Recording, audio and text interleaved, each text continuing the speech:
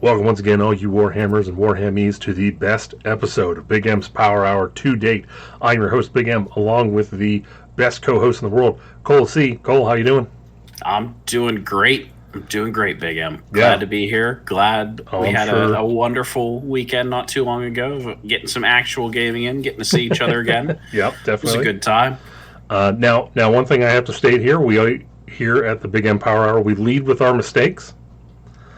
And I'd like to say that one of us, when I say we, I don't mean me, stated that we will not be getting a range refresh of the Stormcast Perils. And just right over here, I'd like to point out that we see a Liberator in Thunderstrike armor. So, on behalf of all of us, I want to apologize at just how stupid we were. For not listening to me. One of us, right? Yeah. We were just the dumbest. Just so dumb. Look. We all know GW makes mistakes, all right? Sorry, Cole. I had to do it. It's okay. Anyways, it's okay. I get it. You got to get in there. You got to get your jabs in. So, Quick side note. It's not in the article, but it is on Twitter/X.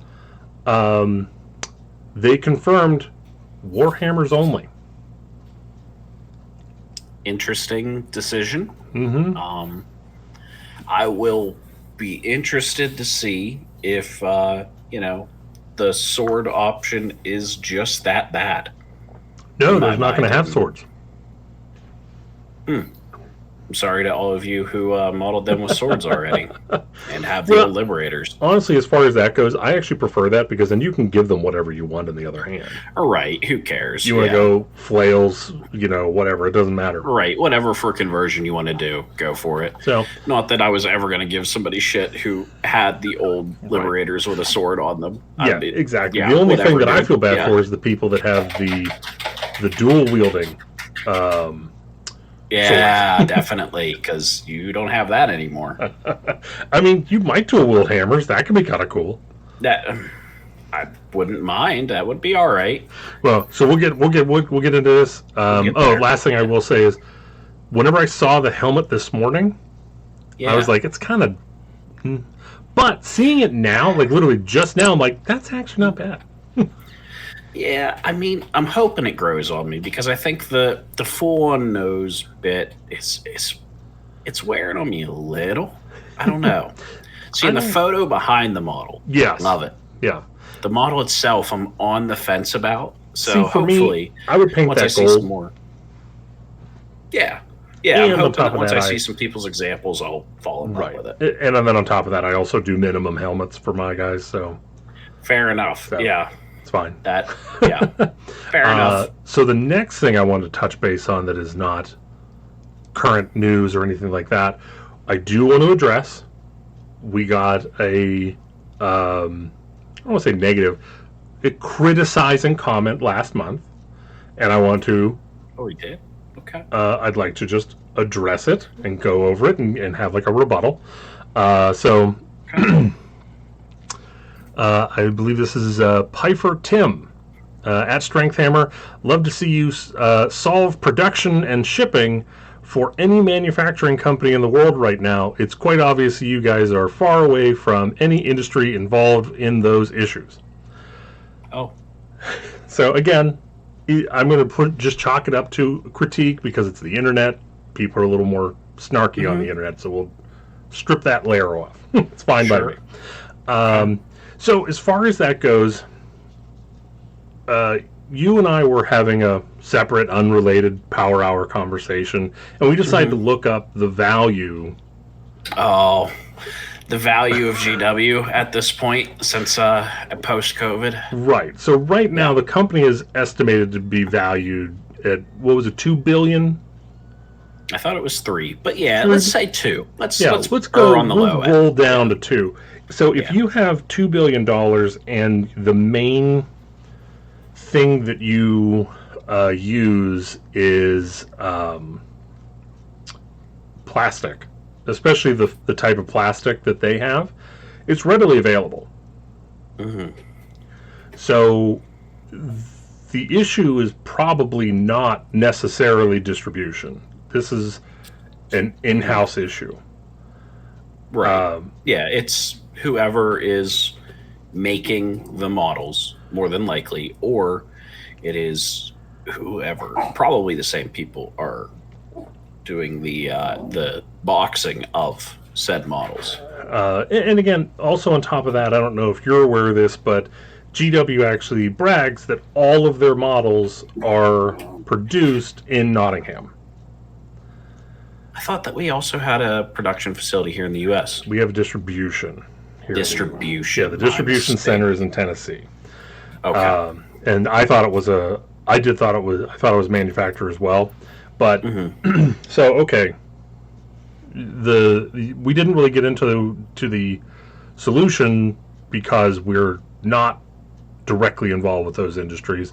I used to do inventory management at a for a car part company, and it was basically you found the part and you paid what you needed to do to get it to where it needed to be. Here's a little different. It is you are taking a city that is very small and you're trying to produce enough product for the entire world. Right. This is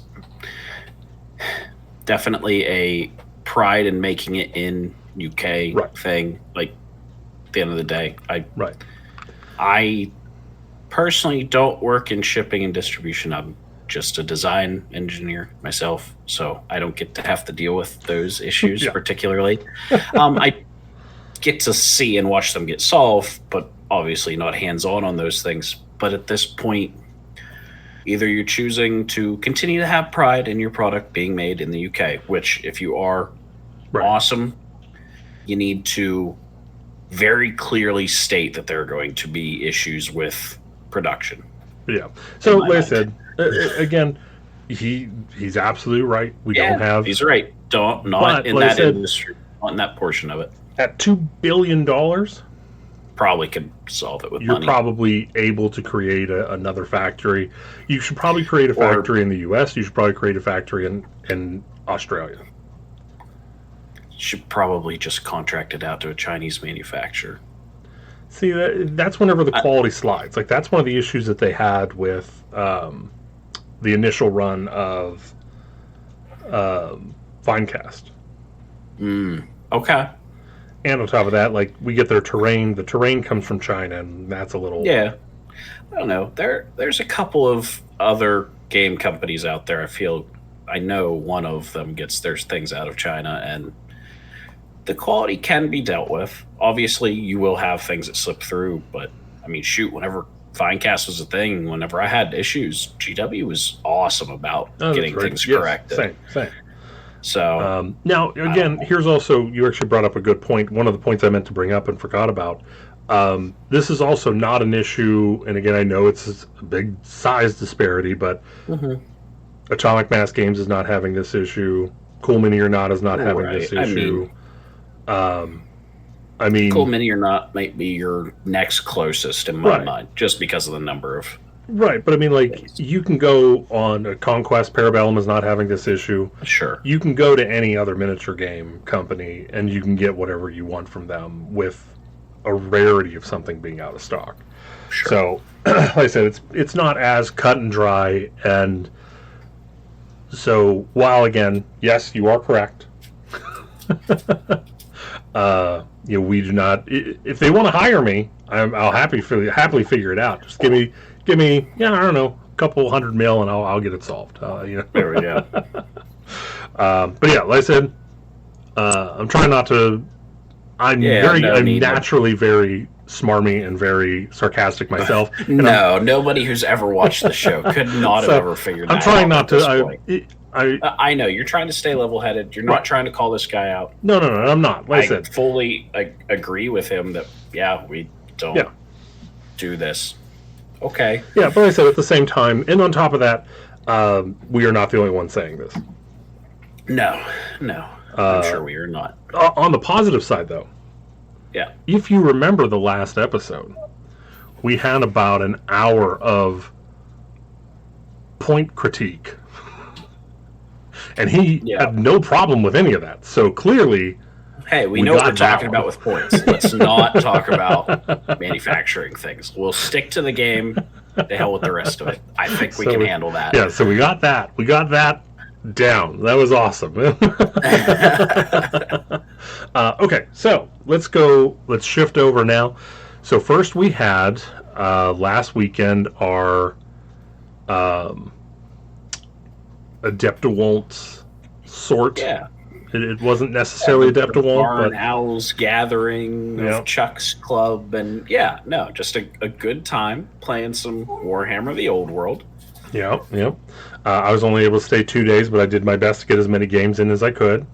For our hex map, I first fought our buddy Brad, who decided that the new orc brutes have enough potential to wipe out 2 40-man blocks of zombies in one turn. As it turns out. So, and then on top of that, It's he fine. It's Yeah. fine. So basically, top of turn 1, I moved into position to try and make sure I had some points and had a good foothold. Bottom of turn 1, he just charges into both, wipes them, sits on all of the objectives, and sits on all of my grave sites. Well, seems like you were played, sir. Yeah. So first loss of the campaign. It happens. You're allowed to have one. Again, like if he fights me again, I'll just be like, yeah, you win. Yeah. No. Fair.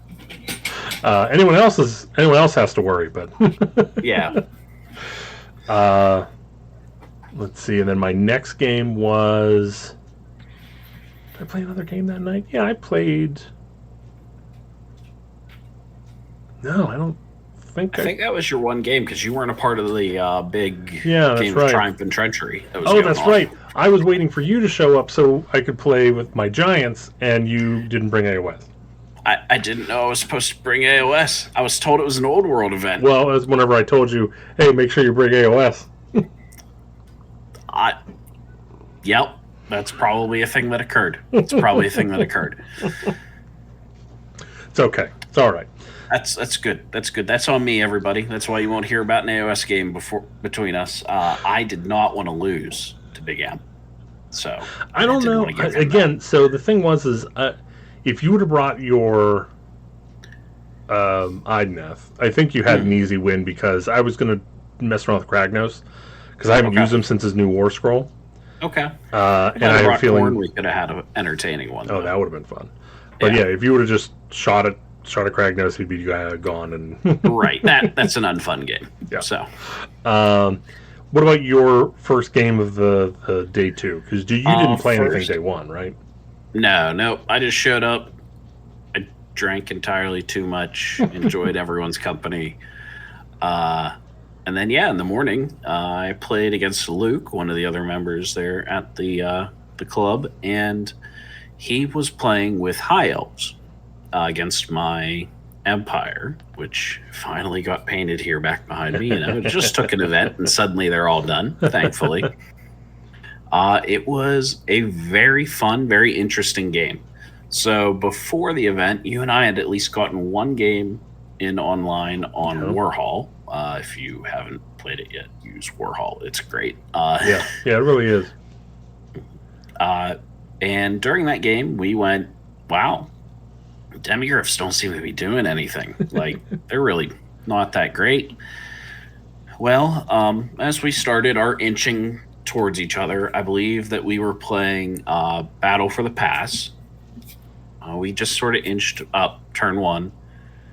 Turn 2, I got closer, couldn't quite get there to make any decent charges, and Luke was able to declare the first charge with a unit of knights of his against my Demigriff knights.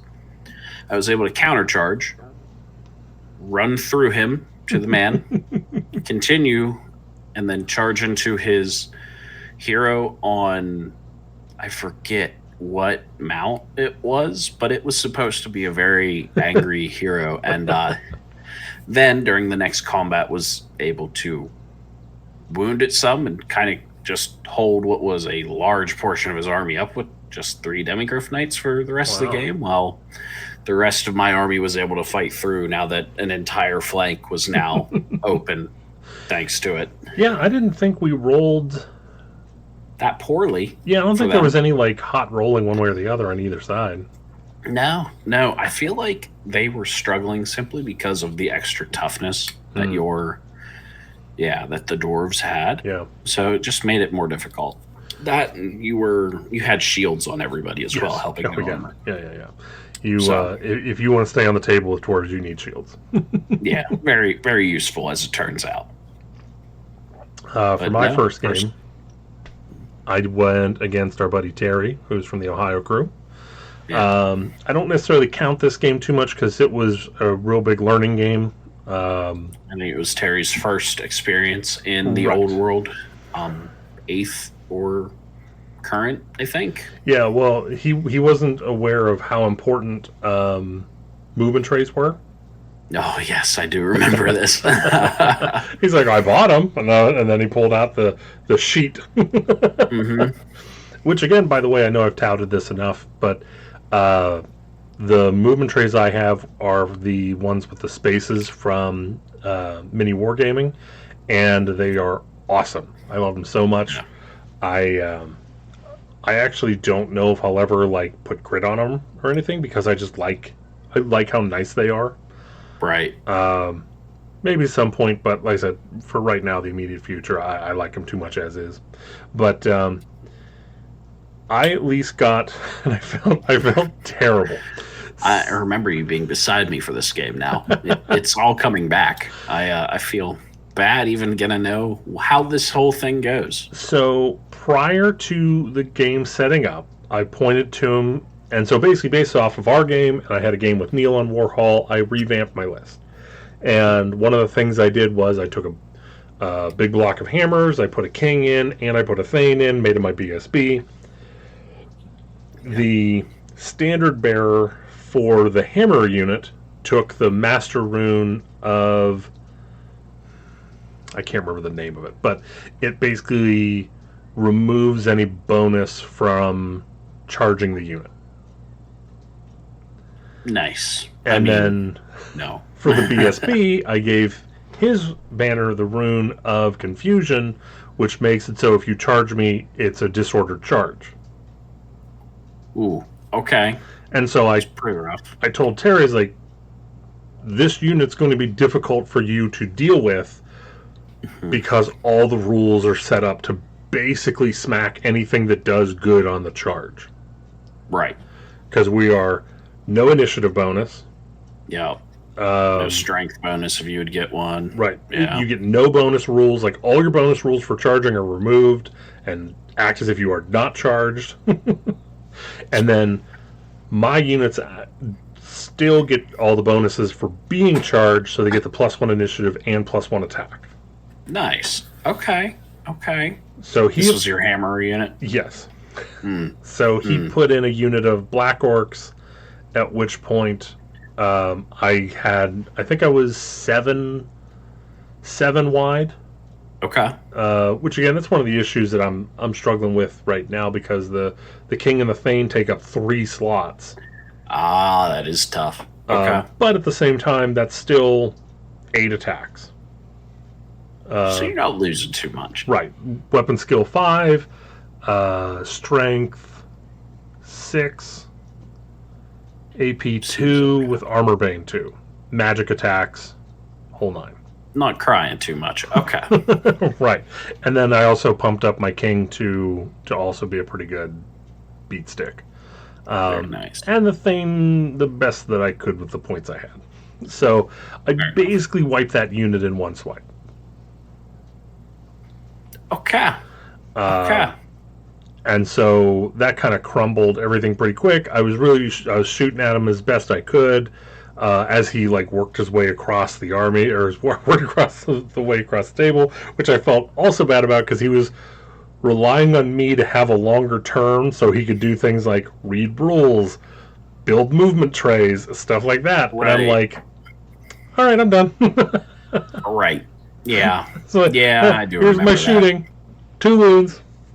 1 run. Go Your ahead. turn. Yep. But like I said, so I did win that pretty heavy-handedly. But again, I don't count that one. That's just a Right. Terry's first game. Right. I mean, I was fair teaching him enough. how to roll dice. So Yes, because he's definitely never done that before. what about you? What about your second game? Second game, I was playing against Mark, our host, and his Bretonians. All knights. It was a lot of knights. It was not if I was going to lose. The whole game was going to be how many knights could I take out on my way out the door. As Dave had played against Mark earlier, I was hoping to take out more than him. As Dave will likely inform anyone who would ask, Dave wasn't tabled, although I definitely was, even though I did take out more knights. Yeah, I just didn't understand how to defend against being charged like that. Yeah. And was run over pretty handedly. We were the standard battle where it's 2 long edge coming at each other. I tried to deploy I'd taken 2 units of 5 archers out towards the front to eat a charge each to get rid of the first charge rule out of at least 2 units. And pretty much whatever he ran into, he was killing. What he didn't kill was the Demigryph Knights that got to countercharge into him.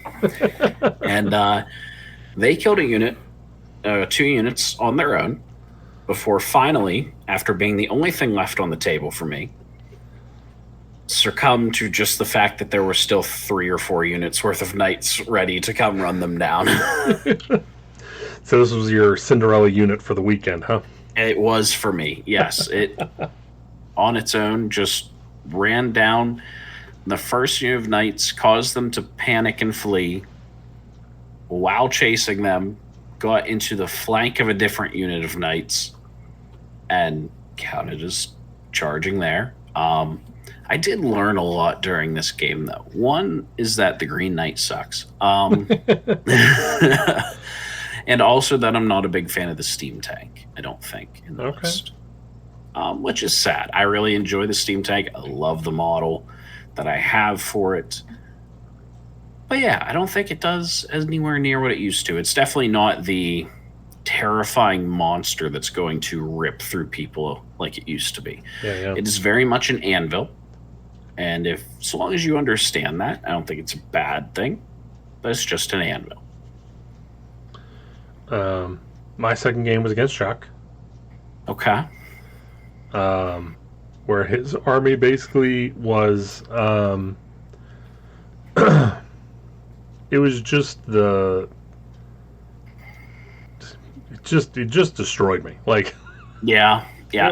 What you're saying is he got some vengeance for Terry. Yeah, and it made me. I was sitting there like trying to scratch my head. I'm like, well, what do I do different? And then I was thinking about the meta chart that I saw the week of where dwarves were at a 38% win rate, and I'm like, I think that's where it comes from. Oh, that's weird. Like I said, I don't want to spend too much time on it, but like it's. I don't know. I don't know how much the almanac is going to help the dwarves. Like I said, there might be some special rules in these, like Armies of Renown or whatever the heck they're talking about. Mm-hmm. But like a lot of stuff has access to like AP1. A lot of stuff has Armor Bane, and whenever your whole shtick is I'm super tanky because I have a 4-up save. Mm-hmm. At least in 8th edition, whenever you charge them, they got a 5-up ward. Oh, okay. So now being on a 4-up, 5-up, it's pretty good. Yeah, it is. But yeah, it seems like it's just not enough. So moving forward with my list, I'll basically really be focusing on elite units. So for my core, I'm essentially going to continue with Rangers, and then I'm going to switch out my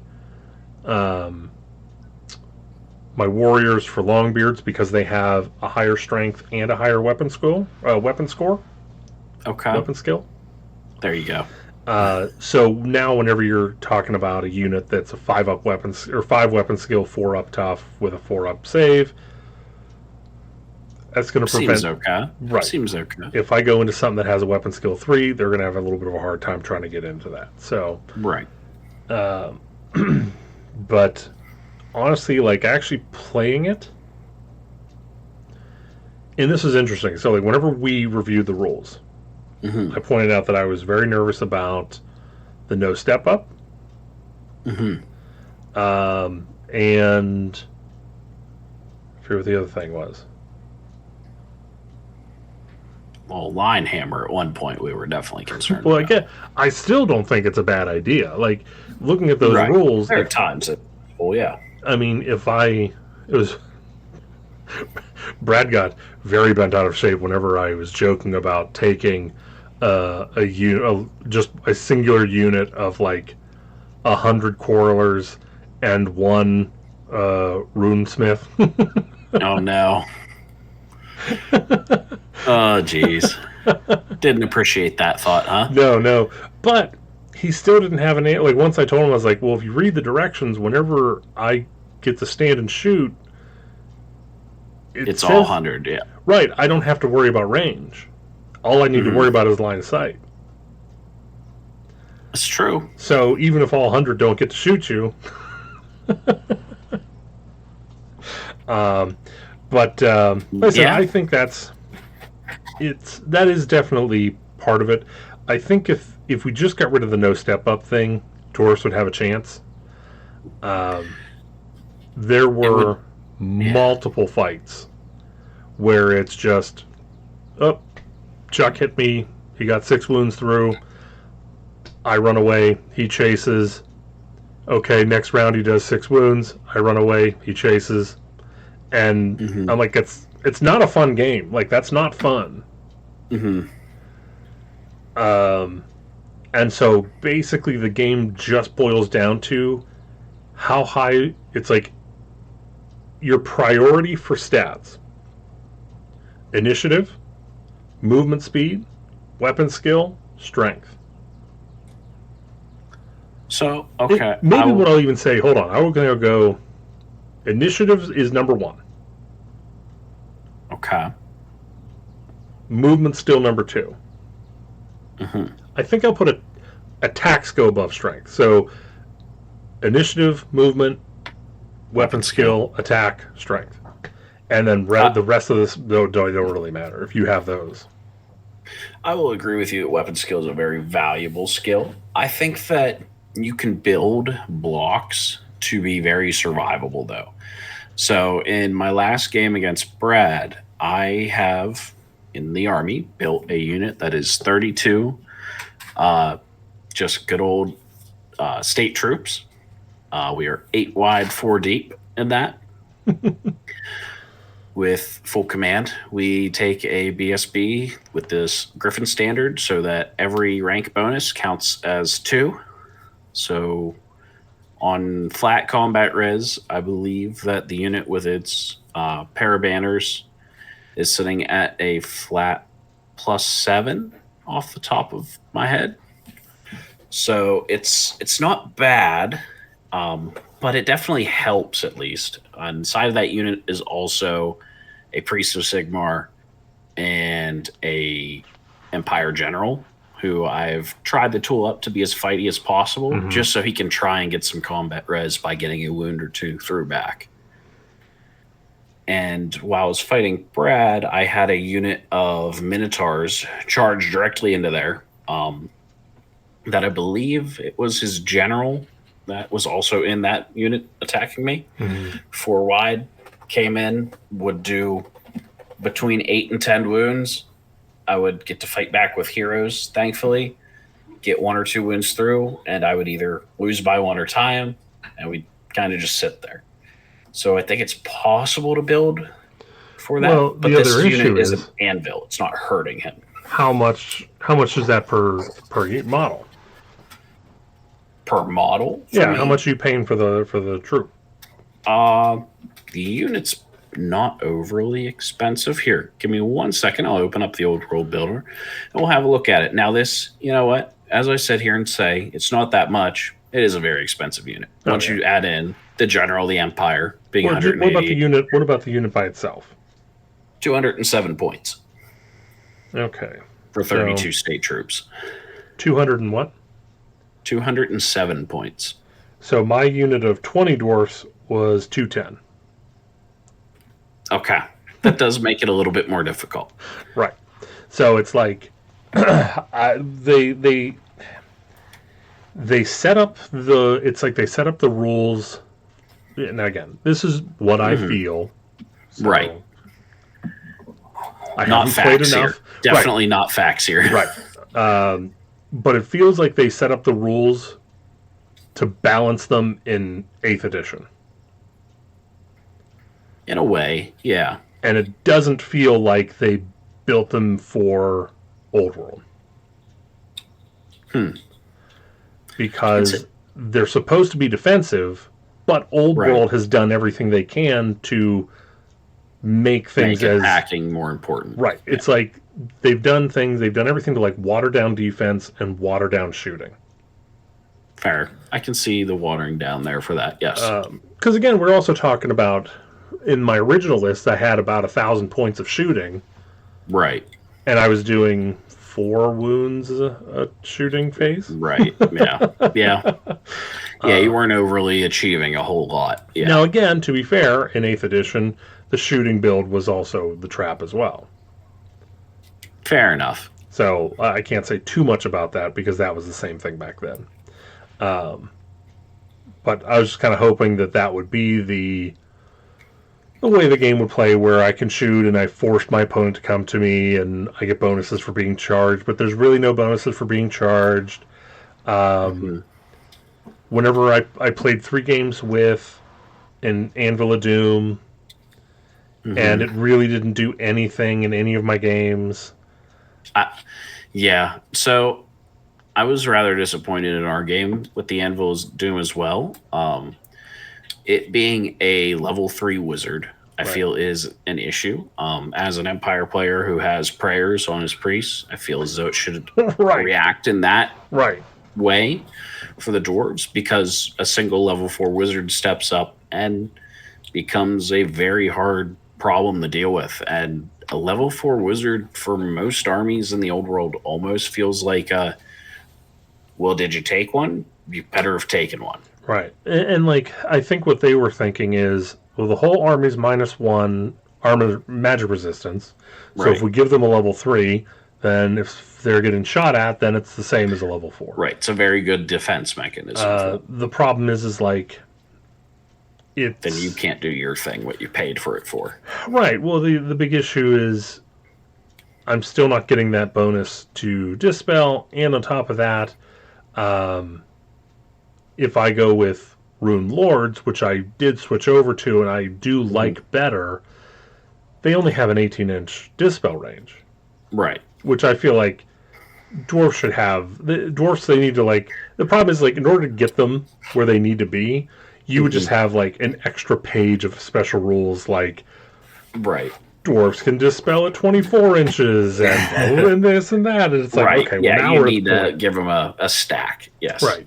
Because like I said, whenever you were close enough in our game, whenever I just loaded it up with dispel scrolls, then you could feel how, like, okay, this is how dwarves are supposed to work, because now I have above average baseline stats. I don't really have any way to buff them outside of like a Rune Lord that just gives Armor Bane 2. And so now I'm preventing you from getting those boosts. Right. So now you're a little less than me, so now I have an edge. Right, yep. But like I said, it kind of falls apart whenever you put everything into practice. So who knows? We'll see. We'll talk about the almanac here in a little bit, but so after that, I had to go. So why don't you give us a rundown of your last games? So my last game was against Brad, as I had to leave in the next morning. It was against his Beasts of Chaos list, or I believe that's Beasts of Chaos list very heavy in dragon ogres and in minotaurs. That's just how Brad had run them 100 years ago, back in 8th edition and beyond. So Brad's one of our older war gamers in the Back group. in 3rd edition. Yeah, probably. Back at the dawn of time, he was still running this list exactly. When the miniatures were made of stone. Yes. These models are actually not made of metal; they're chiseled from stone. He had to do that himself. Love the guy to death. I know he's not listening, so it's okay. So, and we've said the same stuff to him. So it's... Oh yeah, I definitely say this all to his face. It's okay. But boy, that was an interesting list. That was definitely one where I'm looking across the table going, I'm gonna have to receive the majority of this charge wise. And with a couple of Chaos Hounds on his side to help protect the flanks, especially from any of my cav that wanted to try and punch up and get into the flanks, it's going to be very difficult.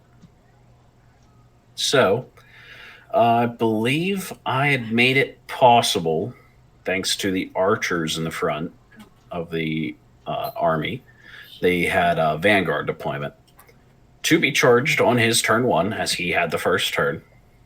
Thinking in my head, yeah, it'll be not that big of a deal if he does it. I think I have my angles correct. I did not.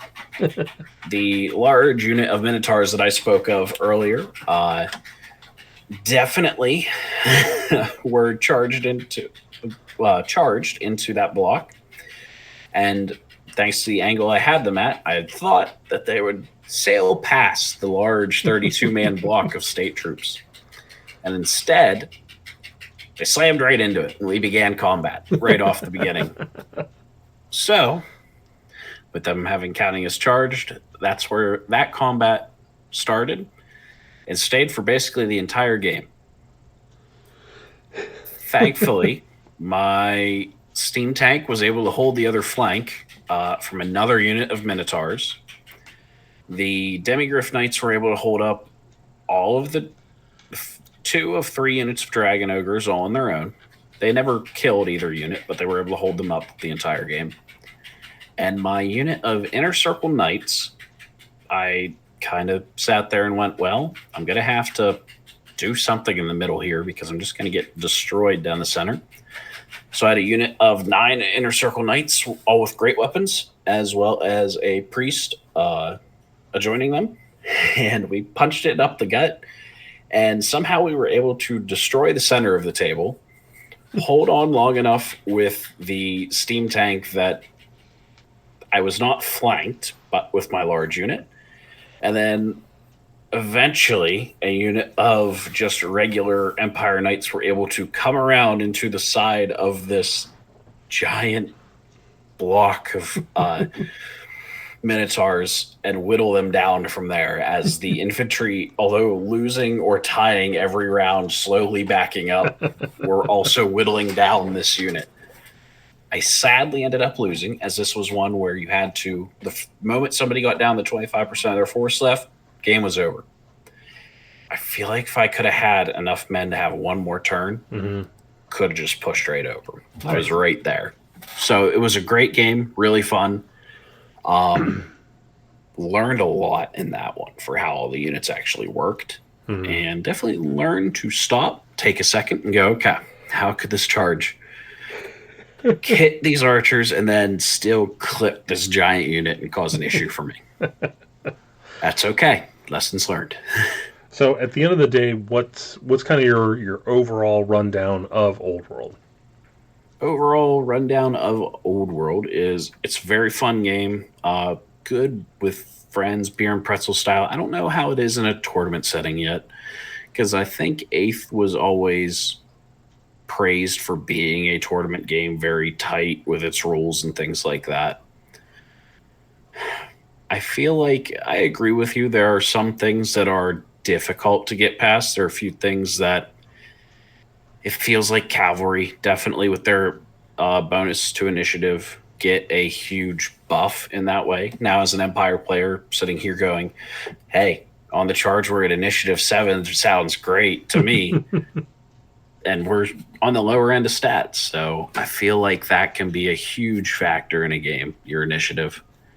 But I can easily, in my mind, just like I said earlier, I can see how you can build a brick that's supposed to just take a beating and stay there. Right. Well, that's also the even though Empire's not doing the best, it certainly has a lot of tools that you can go to. Yes, and if you're willing to open up the toolbox, I think there's plenty there to play around with and learn with the list, especially.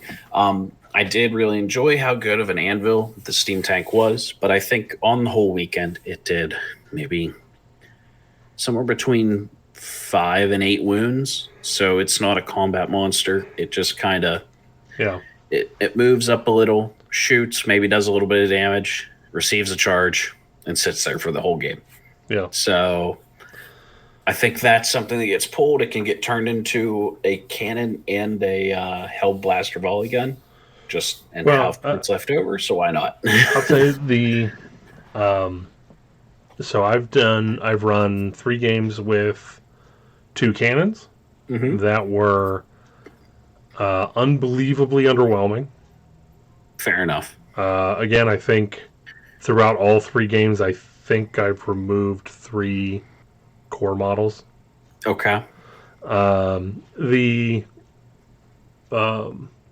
So then I tried 3 games with the organ gun, with 2 organ guns. Also very underwhelming. Okay. We're talking about like I've gotten time where I think the most shots I've gotten so far out of one gun is 18. Okay. But the problem is the crew has a ballistic skill of 3. Okay. So we're hitting on 5s most of the time. Right. So now out of those 18, 3 hit, and then it's only a strength. I can't remember strength 5 or 6. So it's like, oh, okay, well, 2 of them wound. Those wounds go through, but right. Yeah. You kill 2 guys, but 2 guys is not a lot. Yeah. Right. I need a little bit more. Like if it was, hey, this is dwarven machinery, and we have ballistic skill 4, and the range is super long, because like the organ gun actually has a pretty short range. Oh, is it 24 or something like that, or 18? Yeah, 24. So you need to be within a foot to be on a 50-50 chance of shooting you.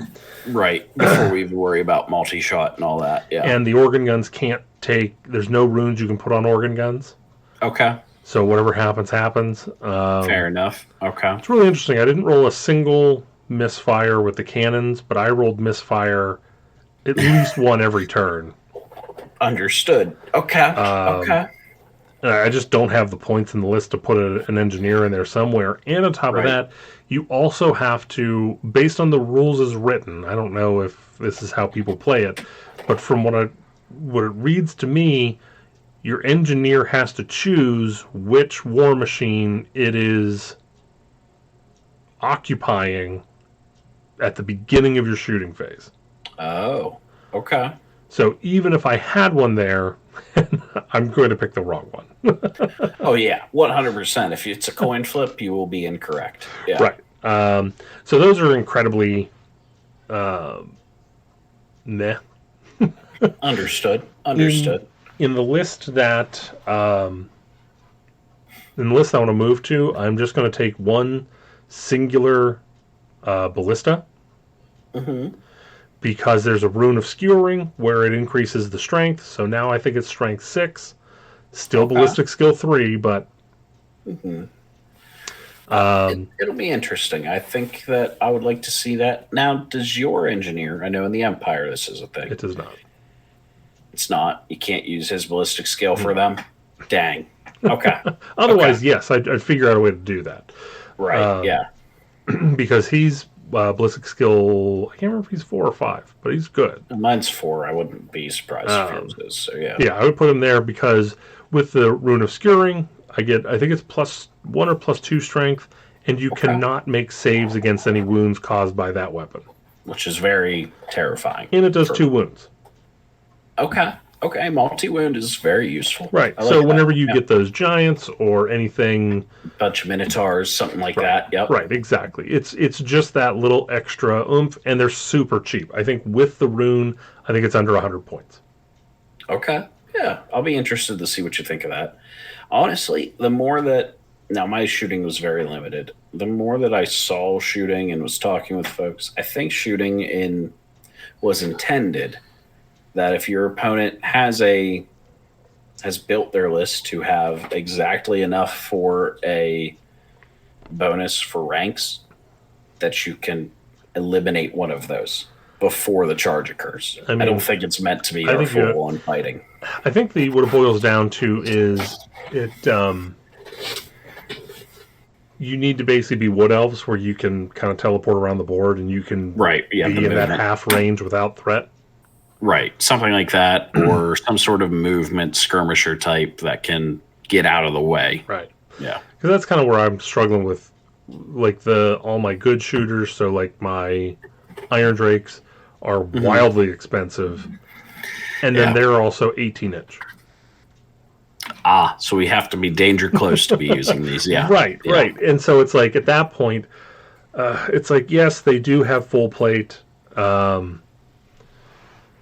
Right. But once they're caught in close combat, Right. that's, yeah, they're not doing what they're supposed to be doing anymore. Right, right. And so Yeah. I said, so I think, and like I said, it was one of the things, like, basically all my wish list of things that I hope they kind of fix in Old World, like the complaints I had from 8th edition into Old World, instead of going, let's at least solve one of them, they like doubled down into them. Okay. Okay. So for me, I have fun playing with you guys, but I Right. don't necessarily enjoy the game at this point. Okay. It's funny, like I was looking at it, and out of the armies that I'd be willing to play, I might do a Chaos Dwarf army just because I think there's some more variability in there. Fair enough. Yeah. Like you have the Bull That could be Centaurs that have high movement. You can bring in Hobgoblins to have a little bit more of a tar pit. Yes. Again, the only issue is like I'm essentially only bringing one unit of Chaos Dwarfs because you Actual dwarves. Yeah. because you're required. Right. Yeah. Outside of that, like their points are just so off that like the more dwarves you bring to your Chaos Dwarf list, the less efficient it is. Yeah. But other than that, like the other one I was kind of thinking of was like prior to the release was Lizard Men, and Okay. that's a complicated army. Their base stats are. I mean, in every form, it's up. Hey, Coalesce is not that hard. This buff doesn't look too bad. Throw it on those guys. Go kill that thing. It'll be fine. It'll be fine. But they actually have an initiative 1. Ooh. Okay. All right. All right.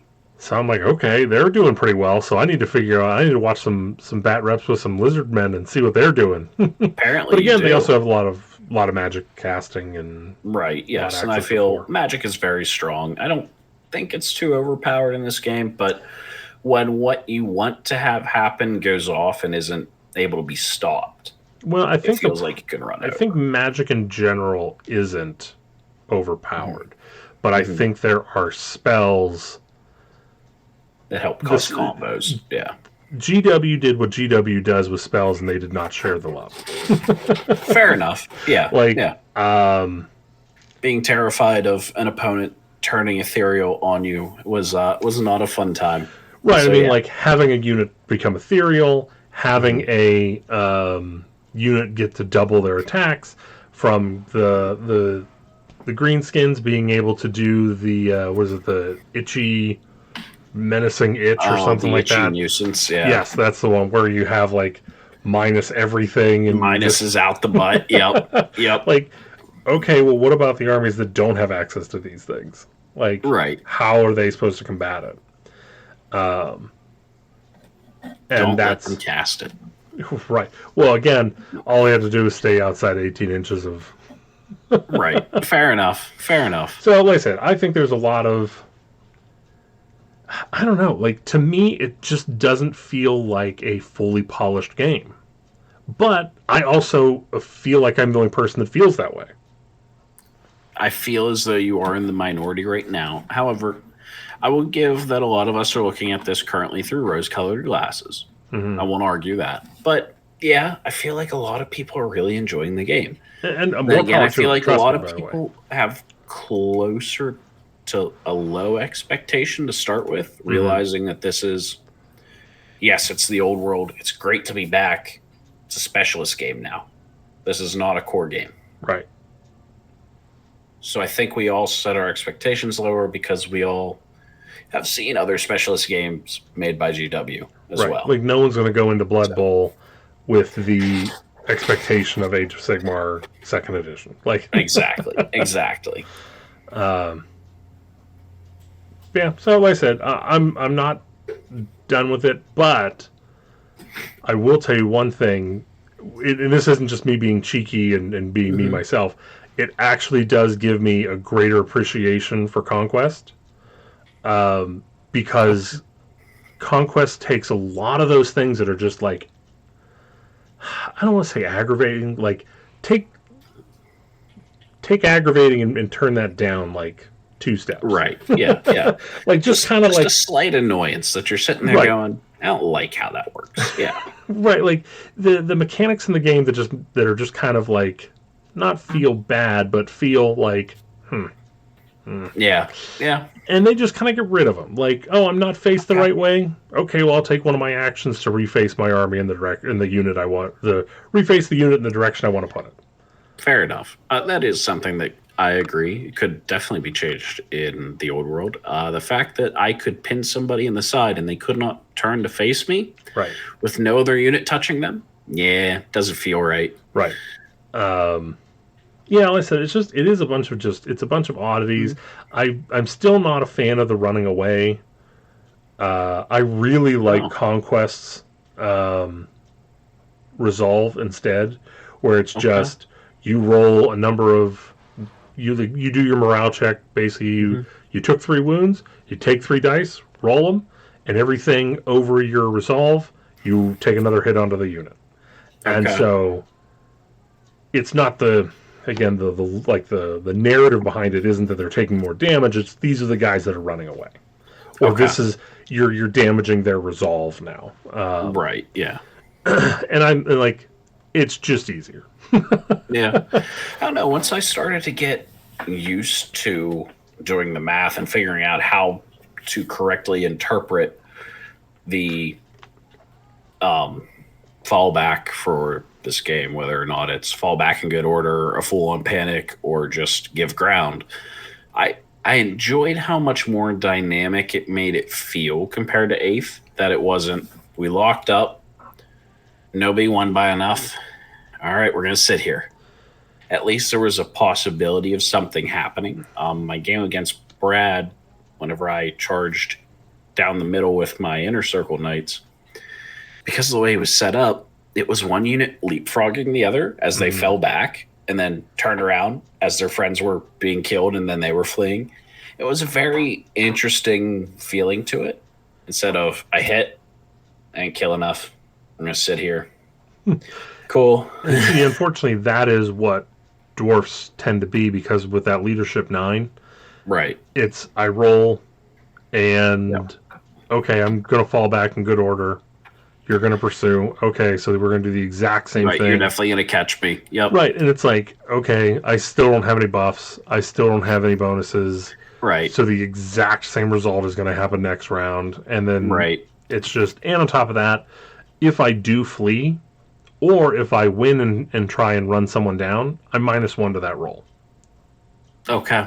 Yeah, it's pretty rough. It's literally just like, hey, you know all the fun bits everyone else has? We're going to make sure you don't get to try that pie. That's right. Yeah, I can see that. I can see that. And like I said, I think for new players, that first time they go, wait, so the whole unit's gone?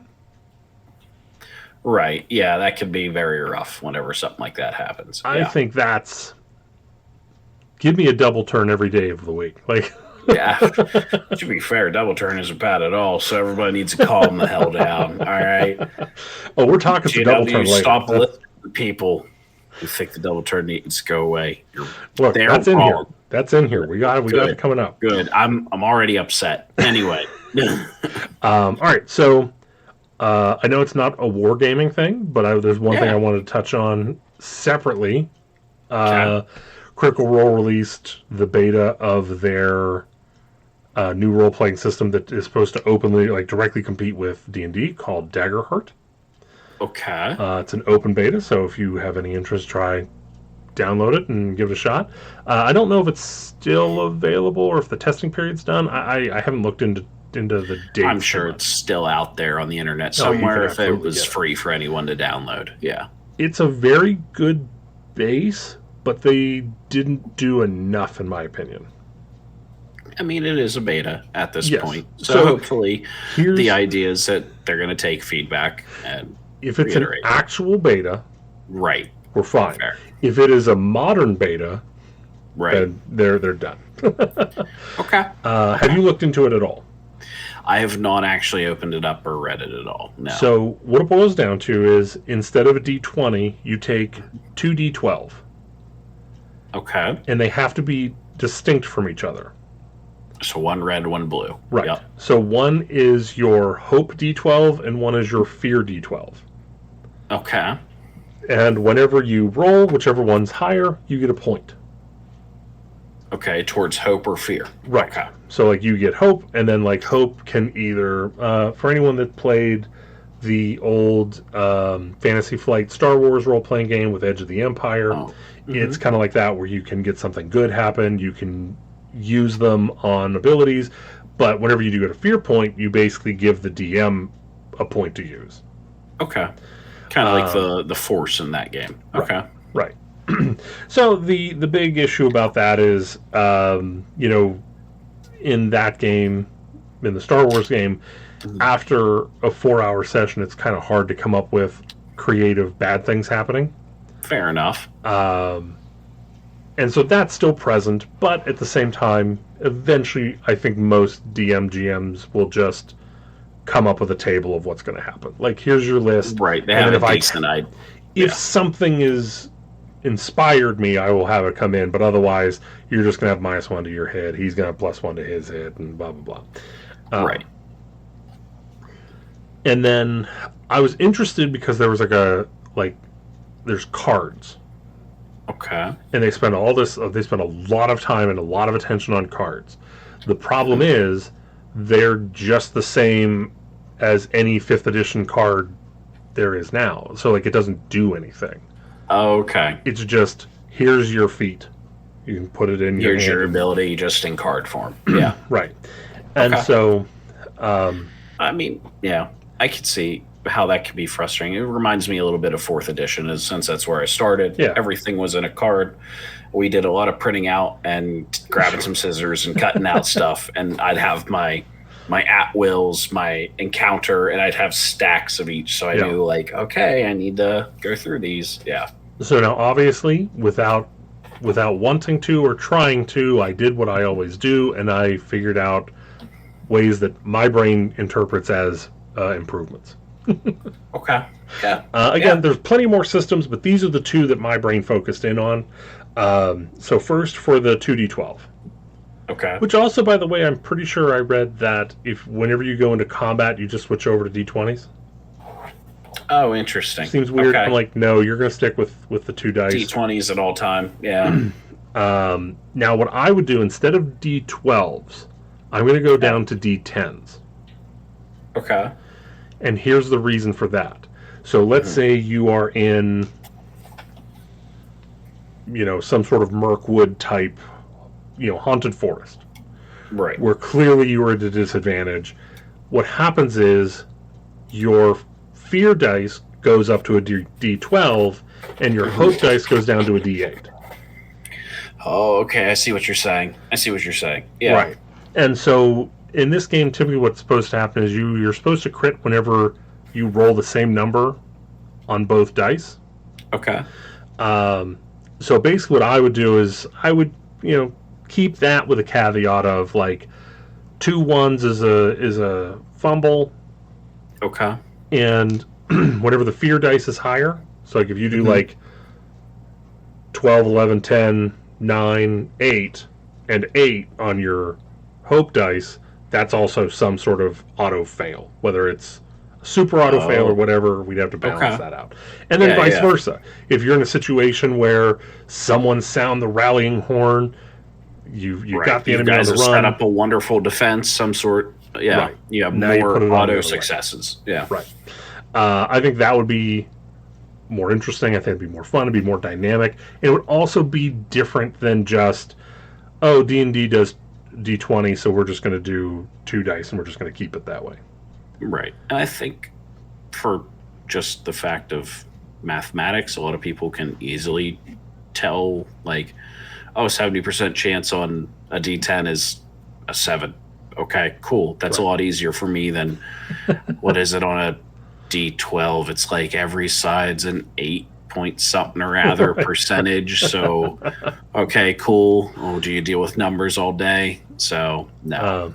Now, so for the cards, there was I apologize. There's a D&D YouTuber.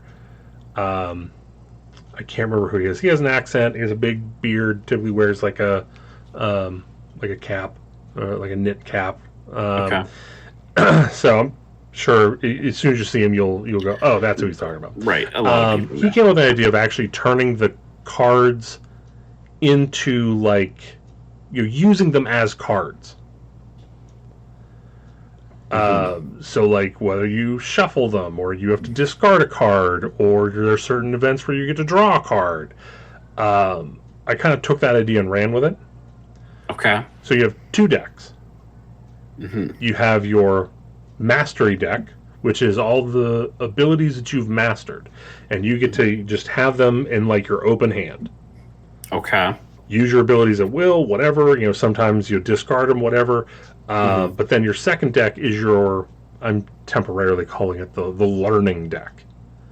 Okay. And what that is whenever you level up, you look at what you're going to get, not the current level, but the next level. And you choose one ability and you put it in your learning deck.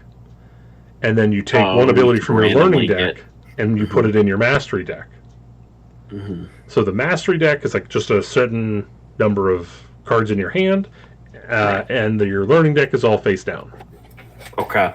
So whenever you're in a situation and you want to try use an ability, you can either use one from your hand, or you can choose one. Rip one off the top. Boom. Yeah. And then you can choose, do I want to use it or not? Right. Obviously, because if you're like charm person and you're like, oh, I'm getting attacked by a bear, that's not not helpful at the moment. Yeah. So then that way you have the ability to be like, I got concussed. You can't access your learning deck for the next 2d3 turns or whatever, or discard cards from your hand. If you cast a spell and it doesn't work, put it in the learning deck. Okay. And again, there's 100 different ways to do it. This is just spitball, and this is a whole different system than what they're doing. But it is, you're using cards now. It's something I can see people doing and playing and enjoying. And it's different from D&D. It gives D&D a run for its money without being, because, like, here's one of the things, we're just different than D&D because we know we are. Yeah. Right. Like, I can pull a bunch of different role-playing games off my shelf, and they all get, like, weird. Like, they're all like, we're so busy not being D&D that we came up with something that was a little more convoluted than it needed to be, but as an avid role-playing player, I love that stuff. And we all know that there are a lot of people out there who love their deck-building games. And that sounds like something they would enjoy. So, that'd be a cool idea. I think that'd be really fun. So, all right, so here we are. What are we, about an hour into the show? Yeah, now we'll finally get to some news. Let's get to the news. It's fine. It's fine. All right, so going back all the way to March 2nd, Warhammer World Anniversary, new Shield Captain brings the heat for Codex, Adeptus Custodes. I don't know how I feel about this model. Yeah, he isn't overly dynamic. Honestly, he looks too short almost somewhere. I agree. And the proportions just not quite right almost on first glance. Yeah, I also the other thing that's the shield is not quite right. Okay. And then on top of that, for some reason I don't understand. So we all saw the original Custode release. Yep. We all know what the Custode helmet looks like. Mm-hmm. So the last one, the last new character we got was the Swordmaster. Forgive me, I can't remember his name. I'm an AOS player. That's okay. He had this similar helmet. Okay. And now we have another character with a similar helmet. And it's like, I don't understand. Like, it's not as good as the regular Custode helmet. Right. I don't know if they're just trying to denote characters that all have that extra helmet. But yeah, it's with that being said, this Adeptus Custodes battle force, holy cow! Heck of a box. Heck of a box. I mean, that's a box. Yeah. Yep. You're going to use this. It feels like you almost have the entire army. If you just buy that box once, you could probably just sit down and play a full-on almost 2K game at that point if you really wanted to. You could probably just use this, say it's probably 2,000 points, play it, and you'll probably do pretty well. Yeah, you'll probably have a good time. Why not? All right, moving along here. March 4th, spread the Imperial truth to Call of Duty in a new Warhammer 40K collaboration. Seriously. Yeah, I did see about that. And saw some of the skins. Look, the more that you can put this in the mainstream public eye, the better GW is going to do. Remember, $2 billion company. Yeah, I'm aware. They like money. Here's my thing is, like, I would have demanded, like, a 40K mode where it's Sisters of Battle or Imperial Guard or whatever versus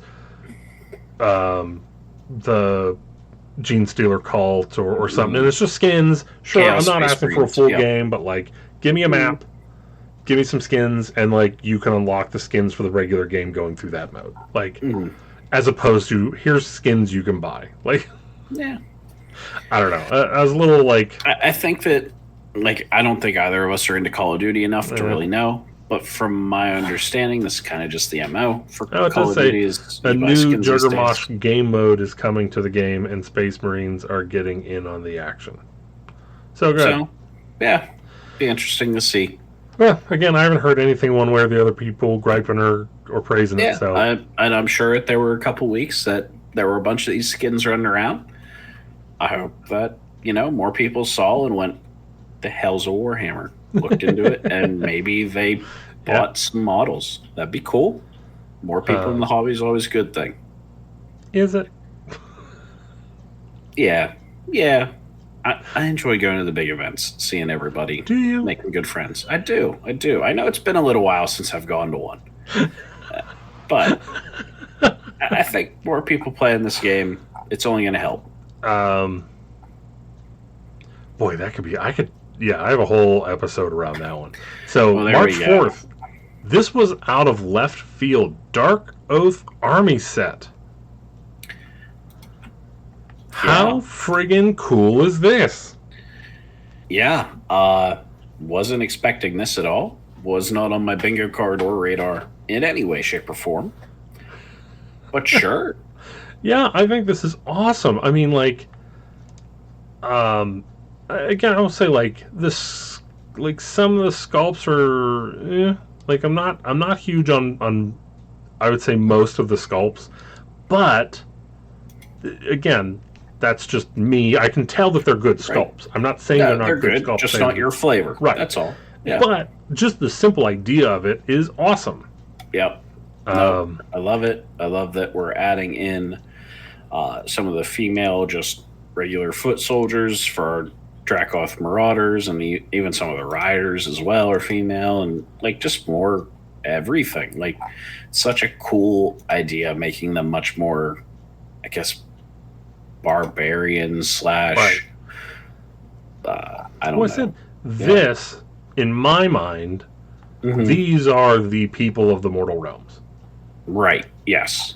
And Yes. we kind of forget that. Right. Yeah. Just remember that not all of chaos is just chaos warriors. Right, As it turns out, there's just regular people who are like, "Yep, that's who we're worshiping, and we're like gonna go fight." Yeah. the guys in armor show up and say, "Change for the change god," and these guys are like, "The hell's a Zinch?" Right. Yeah. Yeah. But unfortunately, we haven't heard hide nor hair of this since. But Yeah. it kicked out a metric boatload of rumor engines. Yes, it did. Yes, it did. All on its own. All right, let's see here. March 5th, Dawnbringer Book 5 lets you smash grand fortresses to rubble in team-based siege campaigns. I haven't gotten this book yet. Every time I've made an order, I go like, oh, I forgot about the book. Yeah. No, I mean, it'll be interesting to see. Something fun for some narrative gaming. Nothing wrong with that at all. Have you looked into this? Very, very minimally, if I'm being honest with you. And I was So, this is, I think you need 4 teams or 2 teams. I forget what. I thought it was 2. 2 teams of 4 people. Because you have to determine who's going to fight at Team A strong point, Team B strong point, west and east. And then their game results. I missed that. See, I thought it was 2 of 2.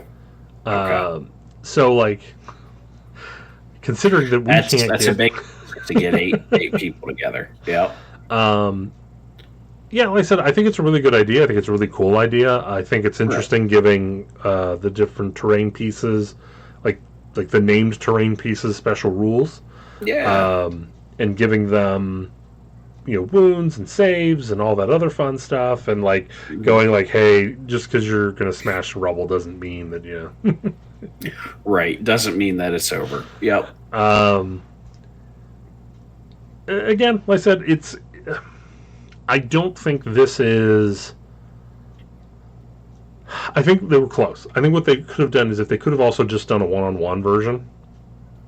Right. And maybe some of the thought is that you just have 2 people play this and they go through 4 games in order to figure it out, or however many they need to. I know that's hard, but I would have liked to have seen a little bit more of a rule set of such as like you get to set up, figure out some sort of way that you can set up traps and set up the oil and set up the spikes and the this and the that, and then that's what. So like the defender gets to set up the terrain, and then the attacker can just like bring more points or keeps rolling for reinforcements every turn or something, and it's a survival game. Yeah. And then if the person with the stronghold loses, then you have all these new rules for actually fighting inside of the stronghold. Okay. Yeah, that could be entertaining. Like I said, I think it would have been interesting to have that little bit as opposed to like, oh, well, we're going to have this big battle. We're going to need 8 people playing on 4 game tables, and like, I'm like, it's a lot. It's a big ask. I don't have a problem with it being there, but I would have also liked solos. Yeah, definitely. And then, okay, so we're gonna get into this here. So on March 10th, they told us about the storm brewing, and Sigmar lied. Sigmar lied. But more will be revealed on March 20th at Adepticon, so we'll move along. But just remember, Sigmar lied. Yes. So then on March 14th, we got a meta watch where they actually interviewed the world champion. Yeah. I can't remember. I think he was on. He was on Coach's show. Okay. Yeah. And that'd be great if he was. Yeah. The he more gave, places. He gave a really interesting. Also, he gave a very interesting interview where, listening to him, I'm like, I will never be a champion. Right. Just the mindset that. And the reason why is like, So I don't know if you remember when we covered the championships, there was an absurd amount of games that happened. Mm-hmm. I forget, it was like 8 or 12 or something like that over the It was a weekend. large number, yeah. It was an insane amount. And he was like, I was upset there wasn't more. There you go. I'm like, I play 8 events in a quarter or a half a year, maybe, if I'm lucky. Like, Right. Yeah, it's a lot. yeah. So again, I'm glad to see that they're. I miss them engaging the community like this. Mm-hmm. Like, I miss the days of whenever Rob and Duncan were still there and they put out silly videos, and Oh yeah, if definitely. something leaked, they had fun with revealing what was going on, as opposed to just, here it is. Yeah. But Yeah. Nope. because I agree. GW doesn't want to build up talent.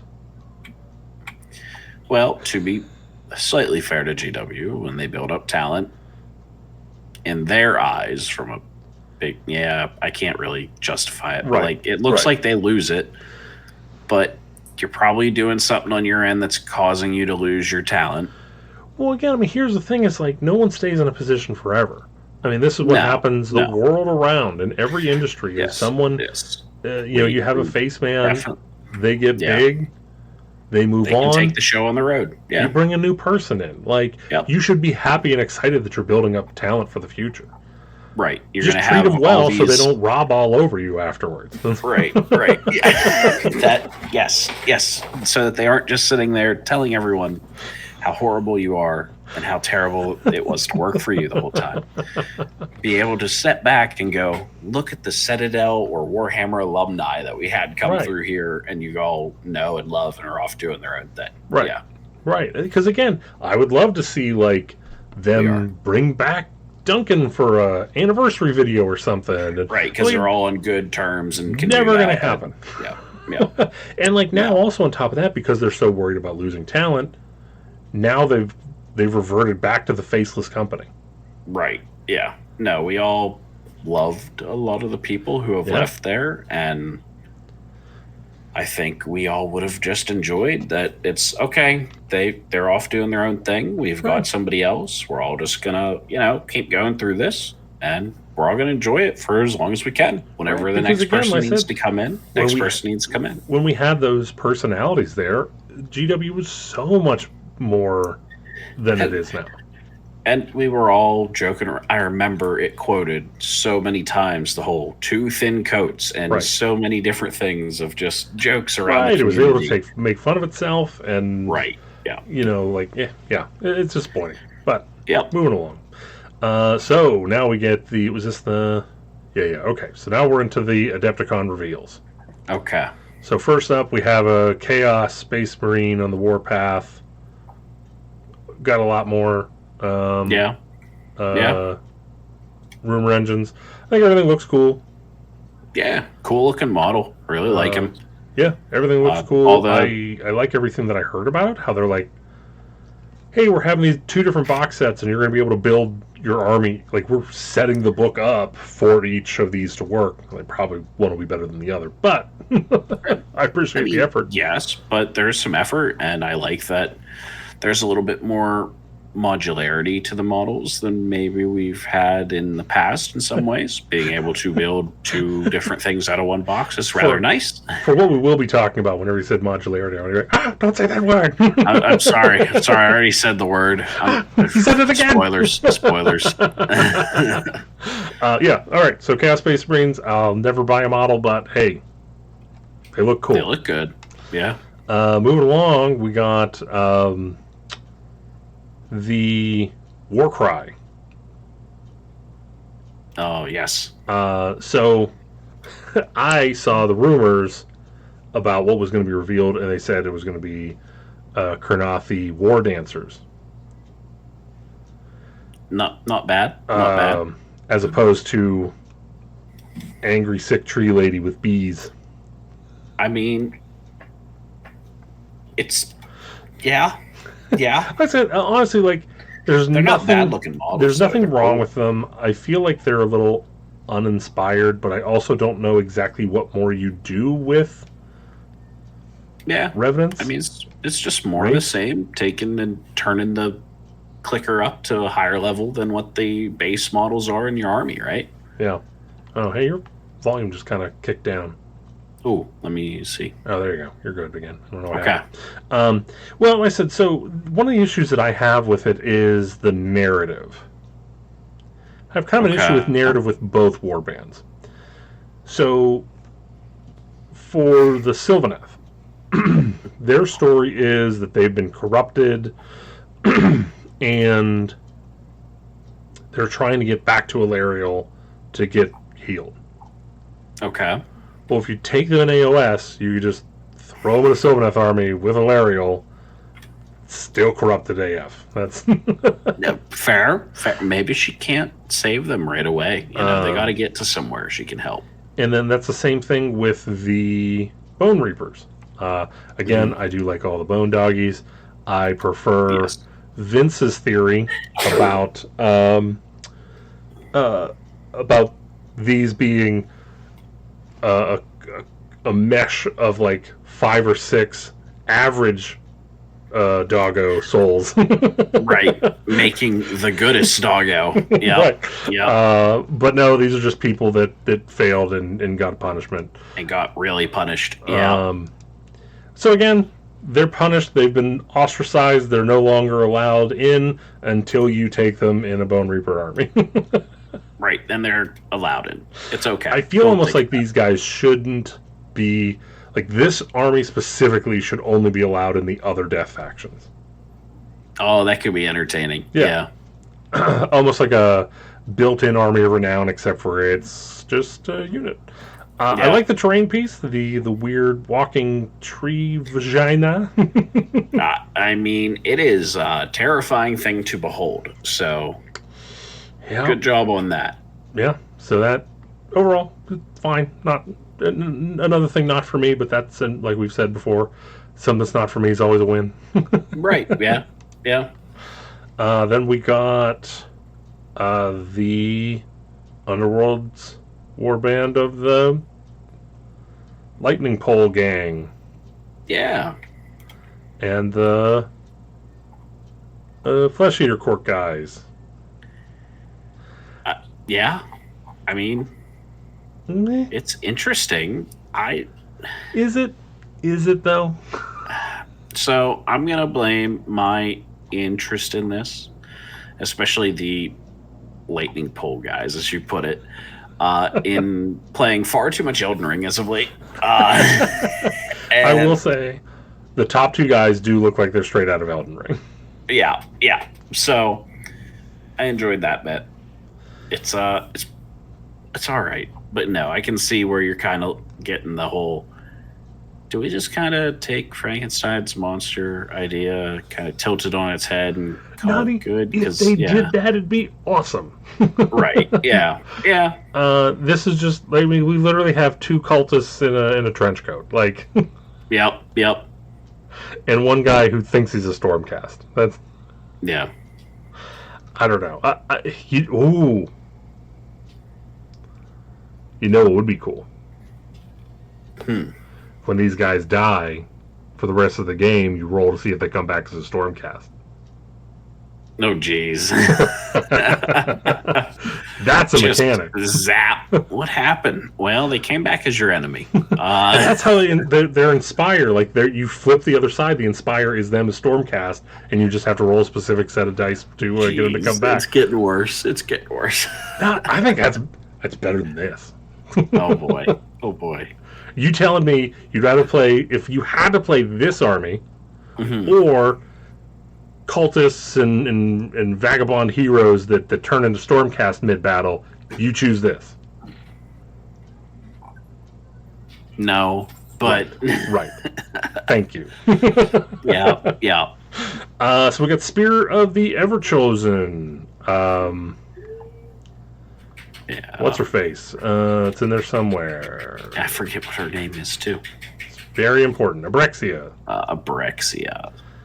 I think this is an amazing model. Yes. I think it is very dumb story.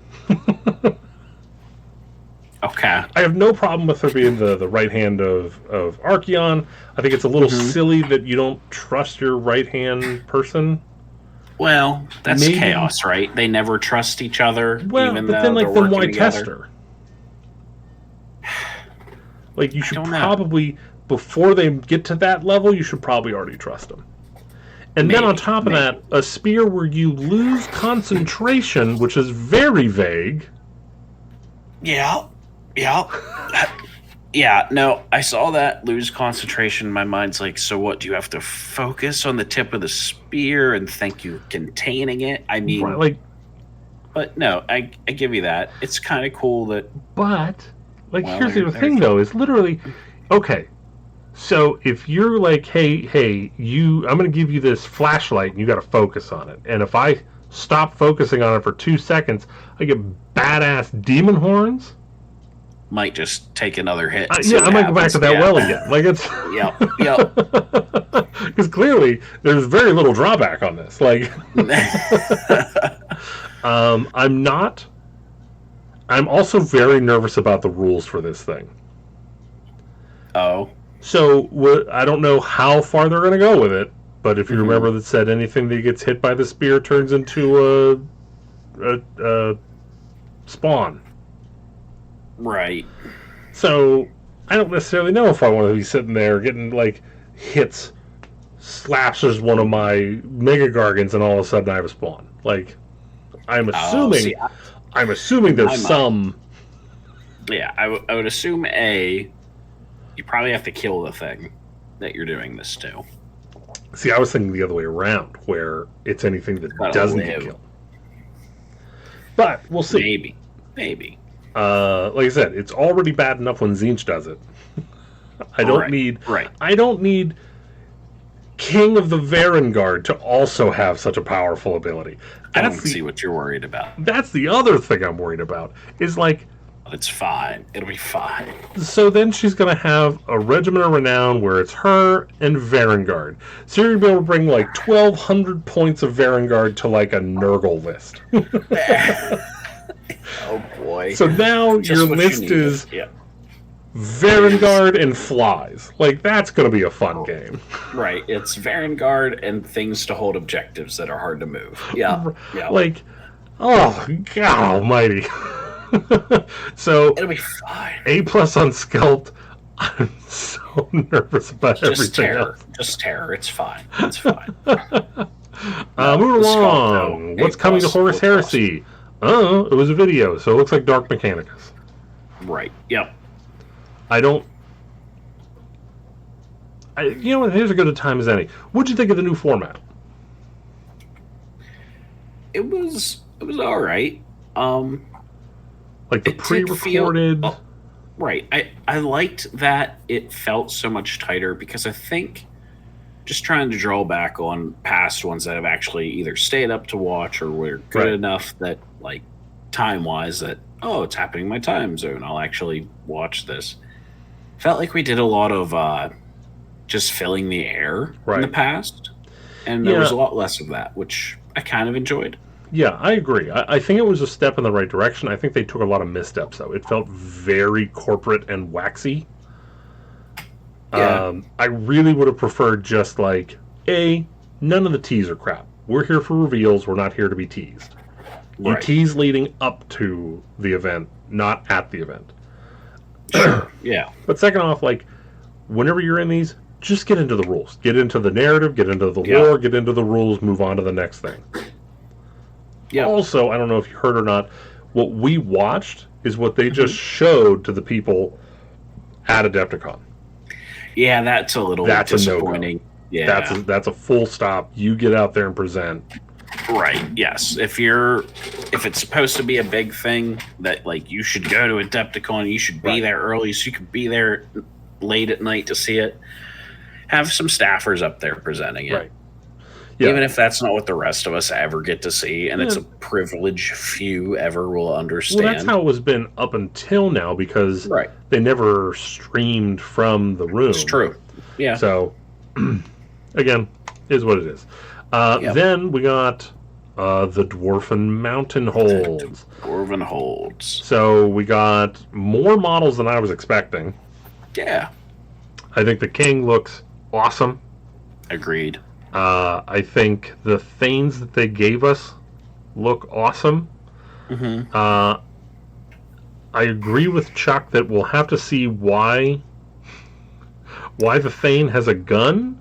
I do have a expectation to see one of the Armies of Renown be very War Machine Very focused. ranged heavy. Yep. Yeah. Yep. And we'll see. It might be awesome. I might be able to put Thunderers on the table. That would be cool. I might be able to put... Yeah. Because I have, I think, like 28 Iron Drakes that are just going to collect dust until something happens to them.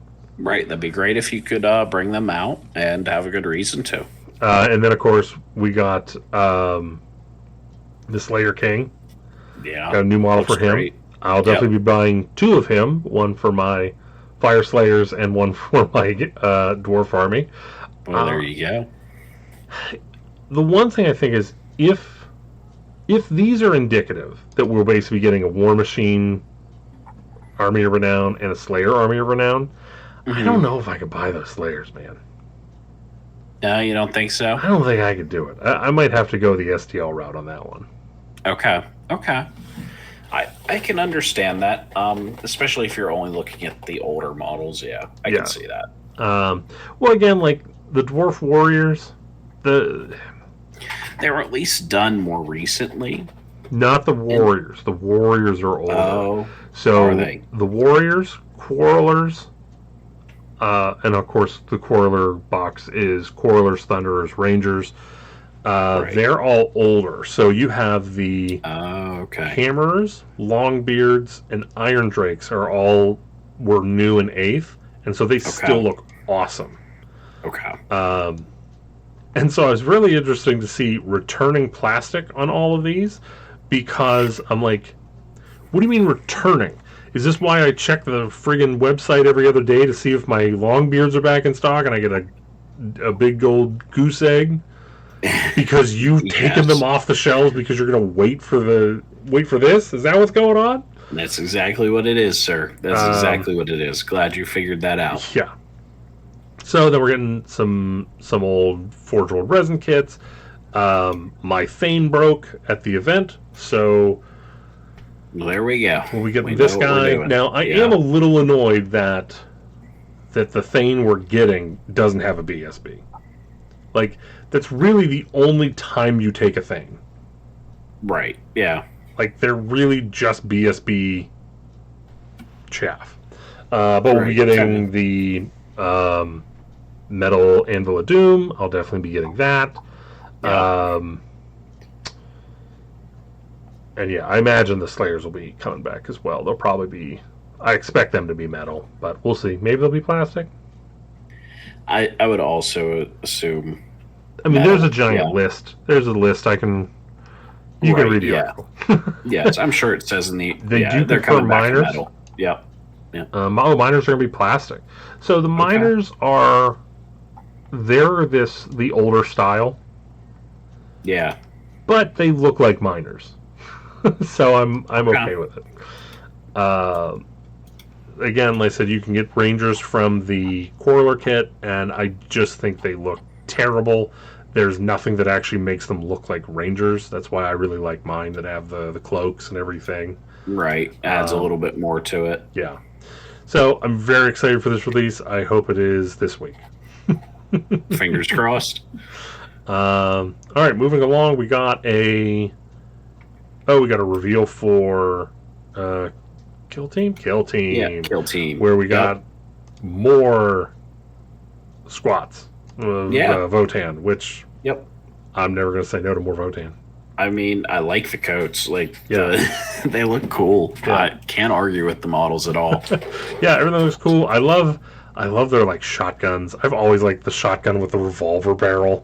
Oh yeah, no, it's a cool idea. It's a cool idea. Yeah, I still love the look of them. Yeah. And then we're getting Gene Stealer cults. I think it's not bad looking. Yeah. So what I'm looking at right now is all the new models, and then these guys here are old sculpts down here.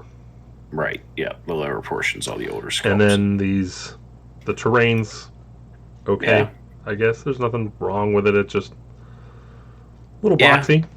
It is. I mean, I'd want to see what all else it is. I'm hoping it's not just those two pieces. In the past, for Kill Team, GW did a great job of actually giving you a pretty nice Kill Team board to start off for each of their box sets, and I hope they continue with that. Okay, moving along. Then we got Necromunda. This was just a preview. And again, it's probably just a preview for a house that we haven't heard of. And something that I don't follow close right, enough it's to know. like you can't call it because it's brand new or something like that. Right. Speaking of Necromunda, there are still slots available. Necromunda slots available at Nova. Just check that. Okay. Just check that Monday of this week. So plenty of slots. Plenty of slots for I think it's like an 8-man tournament. That's. Oh no. Okay. Okay. I mean, we were discussing maybe before the show here about Noah's a 40K event. Yeah. At heart, that grand. Yeah. Again, don't get me wrong. For it is great. 40K sold out. AOS sold out. Double sold out. Narrative sold out. Warcry sold out. Kill Team sold out. I mean, everything. Times. Yeah. So moving along, we got the announcement we were expecting. 4th edition's coming out, right. And so we've opened the runic chamber, or the ruinous chamber. There we go. Yeah, where the Sigmar's lie was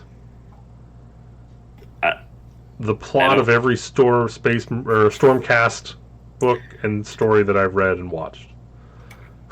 I mean, yeah, it's fine. It's fine. So from what we saw, I have nothing wrong with anything we saw. I think everything that we showed was cool. Like I'm looking here at the new Gatling Fire Skaven weapon, the new Stormcast on Fiery Wings. Like, right. If they can make a unit of these guys actually be good, yes, AOS that'll be big win. Yeah, I'm absolutely shocked. Well, here's this is a Liberator dual wielding Warhammers. Oh, well, that answers that from earlier. Good. See, it's using the test to take the test. See, that's yes. Like I said, so take the lore out of it. Well, how about this? Just take the Stormcast lore out of it. Everything is aces. Yeah. I will say during the trailer, I was a little disappointed. Like the Stormcast weren't really doing that well. No. For a group that should be very elite against a group that is not elite, has never been known to be, has elite pieces of the army. Yeah, I'm pretty sure they should Stormcast should have been swinging hammers and mowing through slaves, and then an elite unit or a group of storm vermin come up and a group of them stab in and them swarm and like I said that tricks, and that's the end of it for them. Yeah. Again, the quality of the animation though, top notch. Like I said, I think the Ruination Chamber is a little silly. It's basically what happened was Sigmar made a special farm. Jeez. These are the dreadnoughts that we're going to put in Terminator armor, and we're going to launch them out and point them in a direction. We're going to say go for it. And then when Grandpa falls, we'll just... We'll pick them back up, dust them off. Put them back on the farm. Once we get it right, we'll put them back on the farm. Once we have enough Grandpas back, we'll get them sent out again. Now, with that being said, since we don't know anything outside of one model being shown and some concept art,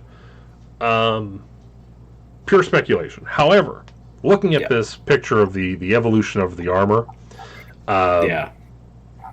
there is an ever so slight, small, little tiny chance that these guys are going to play like Custodes in this edition. At least the Ruination Chamber. Okay. Okay. That could be fun if the Ruination Chamber themselves does. Yeah. Right. Here's my worry caveat. We kind of almost tried for that last chamber whenever we had the Thunderstrike.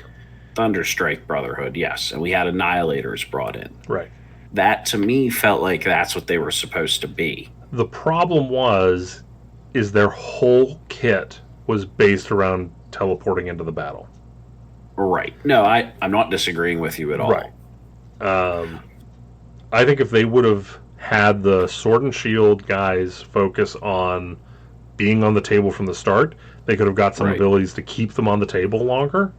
And I think you could have had a really fun army where you have this anvil that slowly just moves forward and doesn't give you an inch as your hammers are slamming in behind. Are actually being dropped in, yeah. I think that would have been amazing, but instead everything drops, and you can only drop so many things in before you get a diminishing return.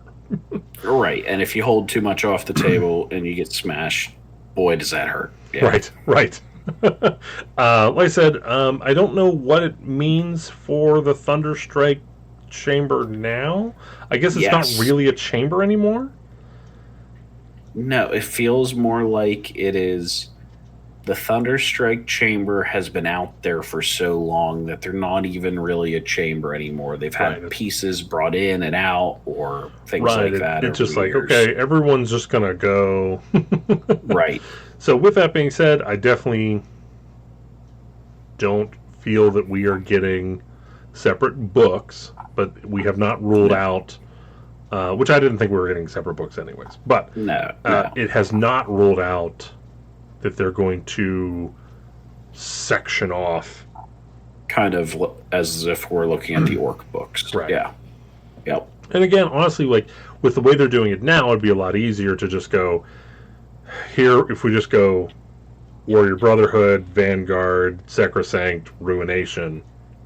Right. Yeah. That's a little bit easier. And then, like I said, if they, I don't know, I still don't think they'll go that route. I think that is the right route. I just don't think it's the route they're going to take. Right. I think it's more interesting just in an army formation concept for the game, because then you're not just going, okay, well, there's 4 units to do this one roll. Which one's best and most point efficient? I take that one. Right. If it's, well, I want to run this one unit, okay, that means I'm in this grouping. Right. I can only pick from here. That could be much more entertaining. Right. And it's also easier to play. Yeah. Because, I mean, that's one of the problems is they're the poster boys, so a lot of people are drawn to them at first. That's why everyone has a Stormcast army. And whenever... If you don't go to eBay, you can get one for cheap. Right. And that's one of the issues is you'll have new players come in, and they just go, I was told to play what I like, and now I have a bunch of these angel guys, and they don't seem to be very good. Right, yeah. Yeah. So again, we'll wait till we hear a little bit more, see a little bit more. Exactly. But we will be talking about 4th edition and what has been revealed so far and what implications it has. But moving along. Yeah. Golden Demon. Yeah. So we got this lovely boy. Is that the winner? That's the... Yeah, gold. Yeah. Oh, I guess there's no technical winner. There's just... So this is the gold, miniature gold. Right. So, yeah. So, again, I love the coloration on the gold one here. I love how muted it is. Yeah. I think these muted colors, especially on animals and such, just make it look so much more realistic. Oh, for sure. Yeah, this is a predator that needs to hide in this jungle scene that he has here so it can sneak up on its prey. Looks awesome. Let's see, then we got another single miniature. Looks like of some Necrons with some decent conversions. Again, amazing everything. Yeah. The same thing with what's his name from Black Templar's head? Oh, jeez. Starts with an H. Yeah, and I feel terrible for not remembering it because I I don't feel play like 40k, so I really enjoyed Black Templars. I read I do too. a couple books worth of lore. I love their lore. Yeah, Like, no, they're great. yeah, But and I love this looks character great. too. I love this model. I love everything about it. Yeah, no, it looks awesome. And then we get a kill team, unit or kill team. This is Yeah. also amazing. Again, Black Templar, because there's just so much to offer. Yeah, lots of awesome detail throughout this whole thing. Got some orcs for silver. Why would you not? Yeah. Got some Ultramarines. I gotta say, like, so first off, can't touch it. Can't get there anywhere near this level. I'm not a fan of this shade of blue for Ultramarines. Oh, okay. Just because of the lore, I feel like I've seen a lot darker in the past. Yeah, I like the darker. Yeah. But again, I can't paint that well, and he got an award and I didn't, so that's the right color. And yeah, no, that the brighter blue probably just looks better, quite honestly, too. And you can do so much more shading and variation of shadow with it. I don't blame him for picking a lighter blue. It looks awesome. And then we got the demon guy for the large miniature, which again, I still love this model. I'm very upset that he took the Chaos Dwarf hammer. I know. You're gonna feel that for a long time. I can tell. I am going to put that whenever Chaos Dwarfs come out. Right. When Chaos Dwarves come out, you're just gonna attach that to a model. We have to do a quick TO because I talked about it whenever I was on Chuck's show, but I didn't talk about it here. Lost Kingdom got a cease and desist on their Infernal Dwarf line. Yes. But here's the thing that bothers me. Mm-hmm. It's not the whole line. It's just specific, like 1 or 2 models. Yeah. Which worries me very much. They're just going to put out 1 or 2 models that look similar. Like, That's it. That's fine if that's where they go. But like, if they're going to do like here's the things. Like, I'd be like, oh shit, they're just going to put out a dumb Warcry warband or something like that. But one of the things was Sorcerer Prophet on Lamassu. Right. You're not going to put a Lamassu in a Warcry game. What if it's the Warcry mission where it's everyone against a monster? There was more than one thing being taken down. So at the worst, we're at least getting. Oh, this would be just the worst. Oh, it'd be the hit us with it. Army of Renown. Oof. There it is. I would never, ladies and gentlemen. I would never recover. Like, could you imagine if they would do, like, imagine they're just going to do these, like, hey, here's shit we know you want, but we're not going to do full armies. We're just going to do Army of Renown. So Chaos gets Chaos Dwarves, Order gets the Kurnothi, Death gets, I don't know, Vampire Ladies. Vampirates. Yeah. So they get the Vampirates. Vampirates. There we go. And then Destruction gets the Cold Ones.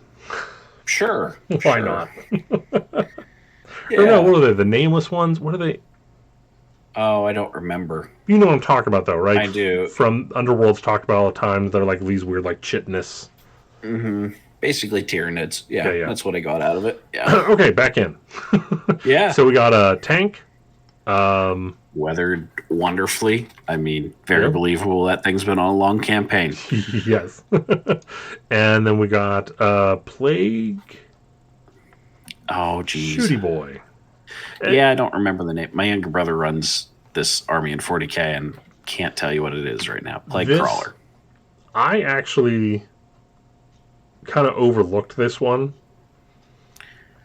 Okay. Until I actually stopped and looked at the green on all the different plates. I'm like, that's just how it would look in real life. But no, they actually painstakingly went into all this blending and did all, like, that to me is like... Right. No, once you actually zoom in on this model, take a second, you're like, oh, that's a lot of work for everything that went into that. Okay. And then we got Slanesh guy for single miniature AOS. Yeah. Those skin tones are, again, same thing with the plague guy up top. Like, Yeah, it's this is just, like you took a photo of this guy. Yeah. yes. Same thing we got our vampire boy. Yeah. Same thing with these skin tones. No, that both of these, and like, just to say it, I can't paint a black skin tone to save my life. I have tried to add some variation in places in different armies, and it is difficult. You know what I did for? So you know how I like my simplistic skin tones, Mm-hmm. which, by the way, came back to bite me in the butt. Uh-oh. I was really hoping that for my next line of Fire Slayers, I was going to be able to. There we go. I was going to be able to just like contrast the skin. Yeah. And well, that doesn't look bad. Mm-hmm. The problem is I already have a full army that looks like this. That look different completely. Yep, that's a different shade. Yeah. Oh, There we go. there we go. So, yep, guess what? I got to paint the whole thing. So I actually ordered both Vallejo and Pro Acryl flesh tone to see if maybe I can use those instead, because I can't stand the GW. It's more like painting with like a gum or a paste. It is very thick. I will give you that. That's a 3-coat job. So if my level of skin is acceptable for you, because you remember I have the Lord Commander for my Stormcast army. Yes. And I made him black skin. Yeah. Because that's what the cover said. That's what they actually... I just went with thinned down Sigor brown. Okay. And it looks, to me, it looks really good. So, easy way to do it, that's the way. Okay. Now, again, you're not going to get that. You're not getting that. No. I mean, I'm never planning to get that. Oh, my gosh. Yeah, right? Right? No, this Warcry warband here. He gets it just for including a skink, a chameleon skink. That's Well, yeah, we needed to add the chameleon skink, but no, the colors here are beautiful. All the non-metallic metal work is wow. Right. Just wow. Right. Yeah. Let's see. Then we got the top of the Glotkin. Yes. The top of the Glotkin. Again, like, this looks like a cartoon. Mm-hmm. Like, this looks like an animation cell. Oh, I get what you're saying. Yeah, this could just start moving, and you would full on believe it. Absolutely, absolutely. Oh, it's just an animated cartoon. Yep. Last one, got a good old boy in there. So yes, we got ourselves a good old doggo. Boy, yeah. No, this is great looking. I love the motion that's going on. Yeah. The wind carries direction through multiple models. It looks awesome. And then we got Alariel, which, to no surprise, is one of the oldest Age of Sigmar models. Still just killing it. Hey, look, I don't know if the artist who originally sculpted her has ever gotten like publicly credited or not before, but like no, because he'd be gone like that. Right. But look, you did a good job. Yeah. All right, no one can deny that and should ever deny that. Then we got a Catacros. Yep. I assume that the rules of the category prevented him from having the crew, the rest of the entourage. Yeah. Yep. And then of course we got. I'm surprised we don't see more of these guys. The Lord.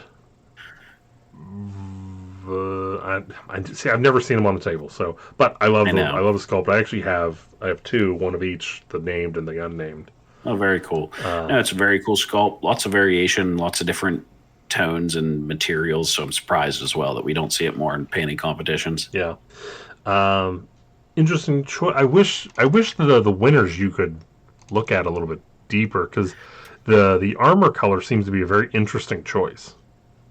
Yeah, no, and I'd like to get a better look at it. Yeah, I do wish that they could do like how GW has on the site, the 360 rotation. Yeah. If they could do, it doesn't have to be the greatest one, even if the chops are huge. Well, I mean, so what I'm doing on my side, I'm clicking all the others. So like I have the warband up of the Savage Orcs, which man, I don't know how they made Savage Orcs look this good. No, I know, really. GW and the painter, like we got awesome sculpts with an awesome paint job. So. No, they do look great. And then some Dark Oath guys. I think that's that's a warband as well. Yep. Can't keep track They of them look all good. anymore. Then of course we got oh my gosh. The Horus Heresy. This Horus Heresy model. Just ready to fuck you up. I love it. I love it. That is terrifying. You would just give up if that comes up over the ridge looking at you. And then for silver, this model has to be so impressive if the simplicity of the model itself can pull the paint work to it is just up there. Yeah. Like I say, if you go back up to some of the groups, you're like, okay, the dynamicism of everything got it so far, and then the paint job gets it the rest of the way. This is like, I put a model on, and then I just did everything the right way. So good painting that you had to give this to me. Yeah. And then the same thing with that Horus. Like, that Horus is utter insanity. Have you looked at the base? I didn't even notice the base. Now that you bring it up, wow. That's pretty cool. I kind of want to... I don't know how he did that. I wonder if I can look him up to see if he did a tutorial. Because if Chaos Dwarfs come out, that could be an entire... awesome. Yeah. Because I could probably do that in a way that is... Right. You could find a simpler way of doing it to mass produce it. Yeah. Right. But no, that was an actual photo of Horus that was taken, as that turns out. Yeah. This is the real Horus. Yeah. He's down in the Florida Keys. All right, Old World, which we already have Old World. I don't recognize this model at all. I don't either. I believe, at least in the past, I know that at Adepticon, you were basically allowed to sculpt your own model. So it's very possible that's what's happening. How are these mouths now suddenly ring out to me? Like, I don't know. That almost makes me think Chaos spawned the way those look, though. Yeah. Let's see what we got here. So we got Bretonnian Knight. Yeah, just again, masterfully done. Holding an orc banner. I assume it's a trophy. I did miss that. I missed that. Must be a trophy. And the dragon that was done on the side of the horse itself in freehand. Oh, come on. Leave some talent for the rest of us. Yeah. And then a variation of a Green Knight? I mean, it looks a lot like the Green Knight to me in pose. I mean, if not, just a really awesome looking Bretonnian knight who just happens to be wearing green. If my opponent put that down on the table and said, "This is my Green Knight," I'll be like, "Yes, it is." Yeah, you're darn right it is. And then we got Middle Earth. Did they do last year? Did they do like each game separated like this? I don't know if they did each game separated. I'm really like might have to go back and have a look. I love this basing where he's running across the ice. Yeah, that is cool looking. And again, same thing. You just took one model, and I think you know what this has spawned from. All these have spawned from the skink from last year. You know what? You're right. And I think a lot of people took it as a challenge. Like, look at the bronze. Yeah. It's one little gobbo boy. Yep. I mean, it looks good. Like, the pair you got swinging. You're like, this is what I'm my gobbo boy. I will take my award, thank you. Yep. Hey, awesome. Just awesome. And again, cool, Neil, if you're watching this. Mm-hmm. Just to separate, I'm not talking about son of a bitch Neil. Right, not the one that's on this channel. If you're somehow watching this, I am not putting this down in any way, shape, or form. I'm saying you were like, what is the least likely to win sculpt? And you went, right, yeah. We're going to town. Yeah, no, it's not a huge sculpt. It's not like there's some huge variation, awesome pose can draw you to it. It's let me look at this for a second. Right. Holy crap, what's going on here? Yeah. Blood Bowl. Okay. Yeah. We're gonna speed up a little bit here. I was gonna say, because I didn't realize how many categories we had here. Holy cow. We're only halfway down through this article. Diorama and duels. That is wow. I really like that. That might be my piece that I like there. That might be. That is very cool. That is telling a wonderful story of how yeah, he can't see his reflection. It's awesome. I love it. Oh yeah, all of this stuff is And just of course, the young bloods just putting us to shame all on their own. Good job, guys. all right. Oh, that won the Slayer Sword winner. So Yeah, it's fine. to no surprise, no surprise Yep. at all. So all right, Yep. congratulations everybody. Yeah. And then we got for April 1st, the joke was they're selling Warpstone jewelry in a commercial format that was around prior to Cole, so he probably didn't get the joke. There was a joke in there? Oh, darn. Darn.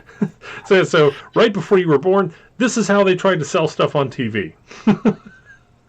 Almost verbatim. Boy. Well, It you know. was, I thought I was very amused. Good. I'm glad that you were. I'm glad. All right, let's see here if we can do a little palette cleansing here. Yeah. Let's take a step back. Okay, I don't remember if we did this one. I think we did because it's an antler that was already revealed. So, moving along. Okay. March 5th. I'm going to say a Dwarf Lord. I feel like we did this one too. I feel like we did this one as well. And Okay. yeah, Dwarf. Why did we? Dwarf Lord. It's definitely Dwarf. Okay, so It's now we got revealed. the parchments. Yeah. I don't remember if that was revealed or not. I don't know if it was or not either. I could see this pretty easily maybe being some sort of priest whenever we get to the Empire in the old world. Yeah.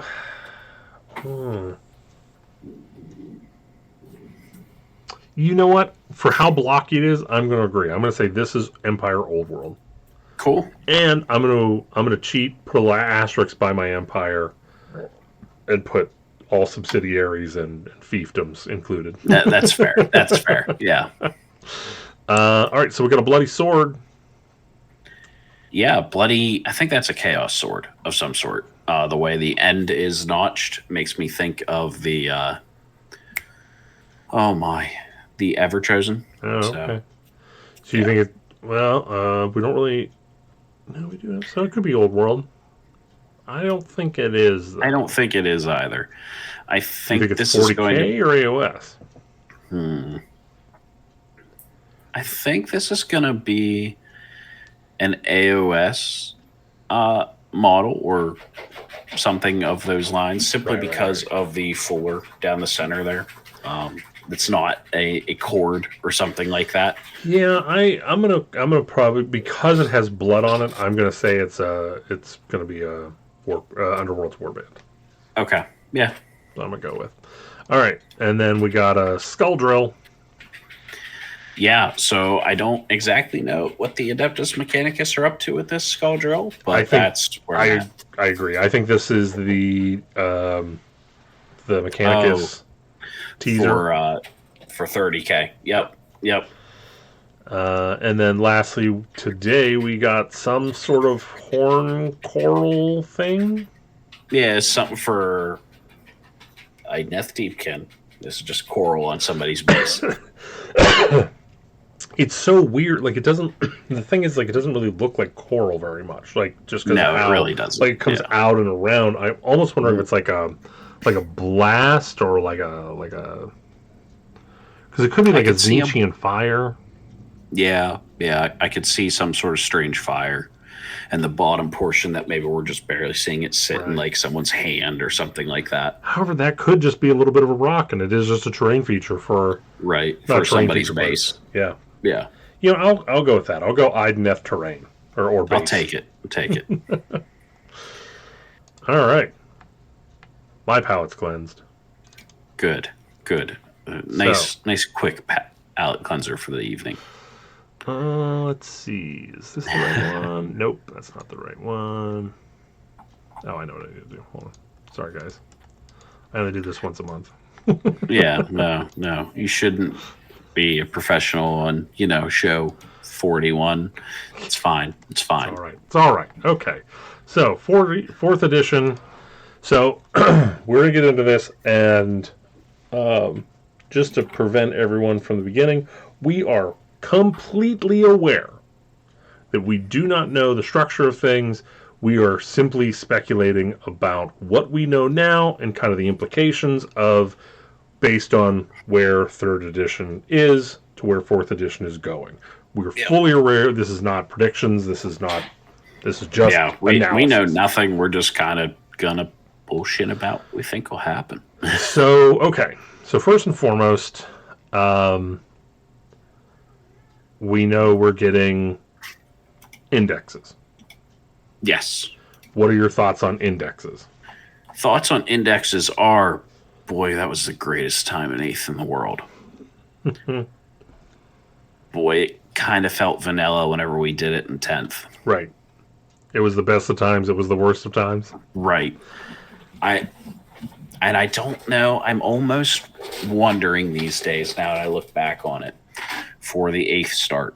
Was that because it was the first time we ever did it that I thought it was so great? Well, and now that we've done it again, so first off, I've seen this before. Well, I think the issue was prior to 8th edition, there really wasn't a lot of flavor put into the armies. Like at the time there was, because they were always adding a little bit more. Like here's Venom and here's this and here's that and like just little tiny touches. But like I remember whenever I started, I was sitting there trying to figure out, well, wait, why am I taking what's the difference between Space Wolves and Space Marines? Fair enough. Like, well, I don't. I mean, that's not a good example because they had the Grey Hunters, but you know what I'm saying. Like, yeah. And so 8th edition, I also feel like they actually put a lot of flavor into the indexes. Like I played Guilliman, and I thought Guilliman felt like Guilliman. I played Saint Celestine. I felt like she played like herself. Custodes played like what I expected Custodes to play like. Same thing with Deathwatch. Like everything I played, I was like, ooh. Whereas in 10th edition, it was like everyone loses everything. Right. Except Eldar. Yeah. But it just seemed like everyone's like, okay, what's your weapon? Okay, I'm 1 strength higher than yours, but I have 1 less AP. Oh, okay, well I have 1 less strength, but I have 1 more AP. And it's like, it's very boring and very dull, and I'm very nervous about... Yes, since that was the more recent doing, if we're going to get something similar to that. It's easier to do in AOS, I think, too. Here's the problem, is... It is easier to do when you don't make the decisions that you've stated so far, such as everyone having a 3-inch reach. Right. So now, like, okay, now again, here's the thing. So, like, the big thing, you hear 3-inch reach. Well, okay, well, what about spears? Now spears just might have an ability. Like spears might be, oh, you charged me. If it's a unit of spears, you lose whatever charge bonus you get, or you don't do impact hits, or something like that, and that's fine. That could be cool. It'll just like do 1 less attack, or be 1 harder to hit, or something. But so now you're going, okay, so we're taking that whole piece of the distance that you can attack, we're taking it off the table because it's now static. Right. Yeah. Which I think is a bold move. It is. It is very much a bold move. I feel like here at the end of 3rd, we were coming into an area where I was feeling better than I ever had about the ranges that certain weapons and models had. Because most things should be 2 inches. Yeah. In the current rendition. I think, so yeah, most things should be 2 inches, asterisks, if on a 32. I think that was like half the issue, was some of the things were designed thinking of 25s, and then boom, we have 32s on everything, and suddenly so many models can't fight or lose effectiveness, and you go, oh, well, this kind of sucks real quick. Right. And And I think what it really boils down to is it's not necessarily the fact that things couldn't reach so much as I think it's natural and innate when you go into, because like even us veterans, when we've had units that, and by veteran I also just mean people that have been playing a long time, not people that Yeah, no, not that we are good at the game, just that played for a number of years. We've played enough units that that have ranges that can't fight in the second ranks, that no matter what unit you're using, you feel like you should be able to fight in 2 ranks, no matter what. Mm-hmm. And so, as opposed to just doing 3 inches, I feel almost like they should have done more of the 40k aspect of the first, everyone within a half inch of someone within a half inch. Yeah. Right. Yep. Or even just the front row is 3 inches, and then whoever's in base-to-base contact with them gets to also swing. Yeah, that could be good. Yeah. I think that would not be difficult. I don't think that would be... It'd be like, okay, these guys... Like, you literally just take out your ruler and go, who's in 3 inches? Okay, and these guys are touching. Yep. There's no gray. Yeah, it makes it a lot easier to measure out everything. I think the move to 3-inch objectives, I think that's fine. Yeah, I think it's going to cause games to be a lot tighter. I enjoyed it in Age of Sigmar having the larger area, but I think that there were definitely times where it was just, I don't know if I can even really defend this objective. Doesn't really feel like I can do too much because they can sneak in on me somewhere. Right. It'll be an interesting thing, and since it's changing for everyone, it'll be cool to see. Yeah, and like I said, I think that's fine. I think, I do think that will be something that will help prevent the double reinforcement. I mean, assuming you can still double reinforce. Again, I'm not gonna do that anymore. So, right. If I say something, it's based off of the current edition, and I understand that it'll change in 4th. So. Regardless of whether it's single reinforcement or double reinforcement, or you buy them model for model, I don't give a shit. It might be something to help prevent you go, well, now I don't need 40 dudes in a block. Right. Yeah.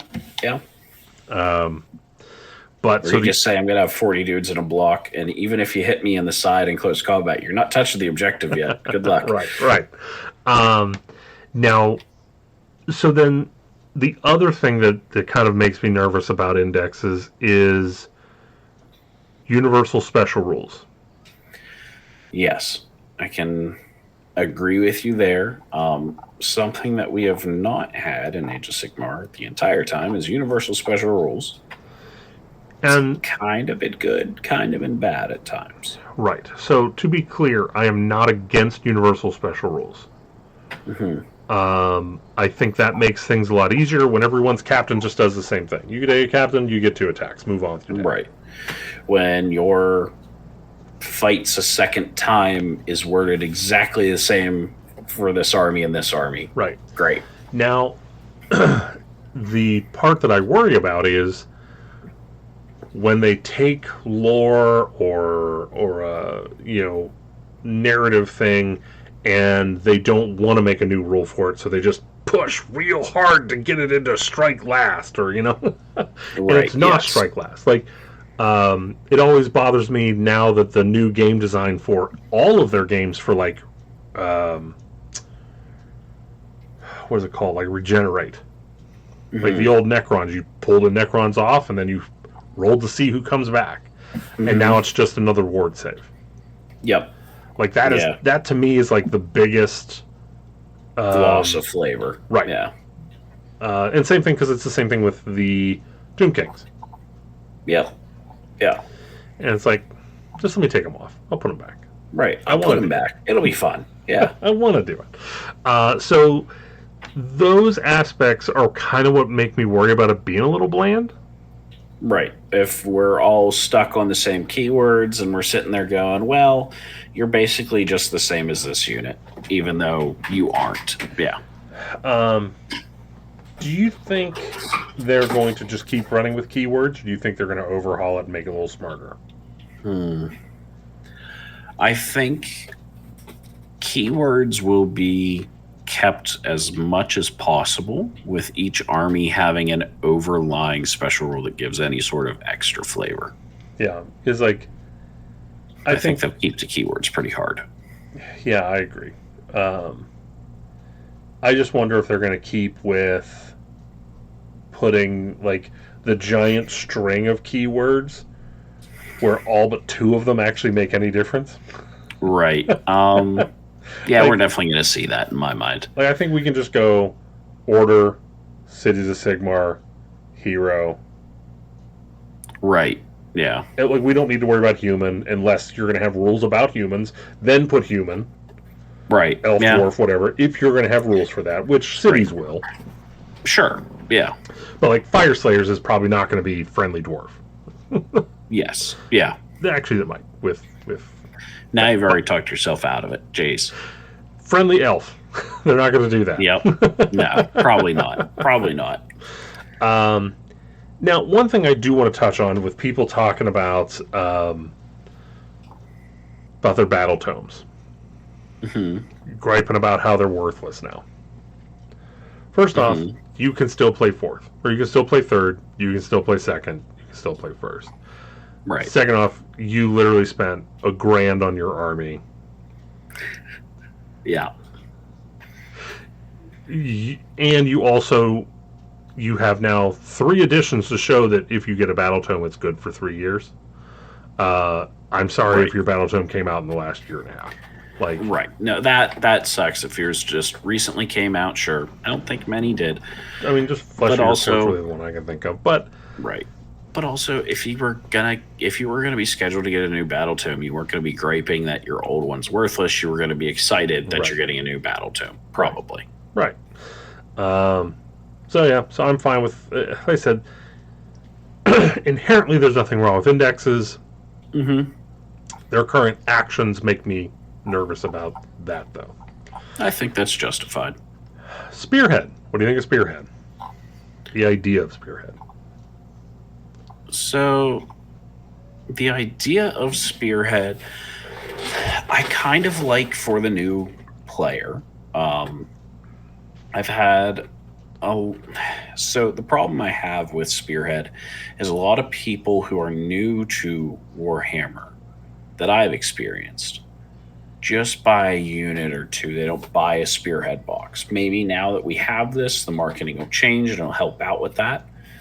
But at least back at the local club, back in PA, whenever we had somebody new join, we all went, okay, do we have a pile of models that a bunch of us don't want? Probably Stormcast sitting around. Okay, let's just shove a pile of Stormcast at this kid, and he can come hang out, have fun. Probably isn't a Spearhead, but there are a lot of people who enjoy playing, I forget what the equivalent, Combat Patrol is over in 40K. Combat Patrol. And yeah. So they enjoy doing that. It's great. I don't see anything wrong with it. And if we can give a more structured way to enter the game at a low points level, yes, all the better. For me, I'll tell you, I love the idea of it. Mm-hmm. But I don't believe you. If you're like, I'm looking at it here. If you're trying to tell me this unit of looking at the Sylvaneth, with 5 Tree Revenants, 3 Kurnoth Hunters, a Tree Lord Ancient, and a Branch Wraith or Branch Witch, is going to be able to take on this Lumineth unit with at least 10 Sentinels, or this block of Fire Slayers that has 30 dudes in it. Yeah. Not exactly the most... I'll believe it when I see it. Yeah. No, I don't disagree. And I mean, to ask for perfect balance would have been crazy in Spearhead. But yeah, there's going to be some people who... The problem is... Yeah. Spearhead is a fun and exquisitively balanced version of Warhammer Age of Sigmar. So they've told me now that it's going to be exquisitively balanced. So I am now expecting it to be exquisitively, very well balanced. That one, yes. That one balanced, yes. And so, like, balance has never been their forte. So to have them coming out of the gates... They've tried, and they've done better in the past, but yeah, I'll give you that. So we'll see. We will see. Let me see. What's the next article we have? What's changing in the next edition?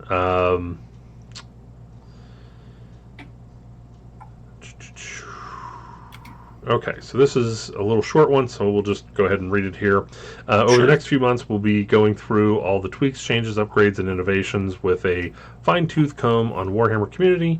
We'll be looking at the main rules, the exciting, streamlined new Spearhead mode, and how every one of your beloved factions will be evolving. But for now, here's a bite-sized summary of what's... Oh, it's in the video. I didn't watch the video beforehand, so I forget exactly what this one is. I'm pretty sure we kind of touched on most things here. In the last articles, I think, where we touched most on the things in there. On what was going on. I'm interested to see what they're talking about with command points. Like, they keep on hinting that something big is going on with that. Yes, that there's going to be a huge difference for command points. I am very interested into what that means. Yeah. Are they much more rare now, or do they not do as much? It's going to be interesting. But yeah, so like, and on top of that, I don't necessarily know if I want command points to be super rare. Yeah. I think I felt like so there were some armies that felt like they drowned in them, and it never really mattered because they were just going to have the command point anyway. Right. But I feel like the 2-3 that we had for a while there, if that's all you could have and your army didn't generate more, was enough to cause a tactical dilemma at times. Choose. So, okay, if I do this and this, then I can't do this third thing. Okay, so which thing am I going to do? Not to the point that, oh, geez, I really need 2 or 3 more, but okay, a choice needs to be made. Right. Well, that's so for the other thing that I just remembered that's going away is Battle Shock. Yeah. And it's like, well, not a fan of that idea at the moment. It's such an inherent part of the game in my mind. I kind of wonder if it's a little bit of a red herring, where they're just going to, like, oh, there's no more Battle Shock, but we're going to be introducing the new morale phase. The morale phase, right? Yeah. And we're going to do something a little bit more like 40K, where you roll for individual models to see if they run or flee. Sure. Or run or stay. I don't know, like, if on the hope that they bring damage down in this edition, to the point where Battle Shock would make a difference. Because I think that's, honestly, for command points, I don't feel like we need to remove the amount of command points. I think what we just need to do is remove units being able to address it to themselves. Yeah, that could be a pretty big... it so, or even if it was like, hey, you can have the one, there's like command points that your units can do. Yeah. So like, oh, they can do all-out defense or all-out attack, and that's about it. But if you want to run, or if you want to inspiring presence, that needs a hero. Yeah. I could see something like that, but like I said, without a Battle Shock, there has to be something. No, I feel like the morale phase, the Battle Shock phase, to a game of Warhammer is just kind of integral at this point. Right. And I'll be very interested to see what they do without it, or what they replace it with. Right, because honestly, a lot of times it's the only way you're going to get through that 60 block of scape. Right, is I got to kill 20 of them, and now I'm going to get 10 to run, or something like that. Yeah. So we'll see. All right, let's see what we got going on here. Let's see, what are the Mortal Realms and who lives in them? I don't think there's any I I don't don't think know there's if any there rules in here. any So, what do you rules feel or- about us going to Aksha? I'm glad that we're changing where actually, yeah. I'm glad that we're changing where we are. I had originally thought that we were going to be changing where we were much more frequently. Like each Yeah. General's General Handbook was Handbook. going to be a different realm. So I'm very happy that we're changing over to Akshi. There's been a lot of story at Akshi. I think it's one of the larger realms. Yeah. So it'll be cool to see. Yeah, a lot of fire slayers, a lot of chaos dwarves live there. Just saying. Yeah, just throwing it out there. Just throwing it out there. Yeah, like I said, I think at the beginning of third, I was in the same boat as you, where I was expecting each GHB were going to another realm. Yep. But by the end of the edition, seeing how they kind of did it, I was like, oh, I mean, I'm of two minds of how it ended up, because it was like, oh, it's kind of cool that we're seeing different aspects of the realm, but at the same point, because you're just throwing out any old rule at this point, Yeah. there's nothing really inherently special about Gur. Guy, Right. Gur, yeah. Yep. There's nothing inherently special about Gur, because I guarantee you in 4th edition we're going to have a GHB that specializes in wizards at some point. Yeah, something like that, if it's a similar style. Yeah, no, that's exactly why I thought we were going to do that, because Gur is Realm of Beasts, and the first thing we got was, hey, we're going to make monsters better in this one. Which is funny, cool. I was kind of thinking about older videos, and if you remember, one of the things that my wish list for 3rd edition was to see monsters be a little bit more impactful. And with that GHB, I thought they hit the sweet spot. I think everyone who moved from 2nd into 3rd maybe didn't agree with what 3rd was, but agreed that monsters were made better in 3rd. And then we left that GHB, and I was like, oh. Right, yeah. So I just have a monstrous rampage that I can either make it so you don't do command points, or I can do D3 mortal wounds. Right. So again, who knows? We'll see where we go with that one.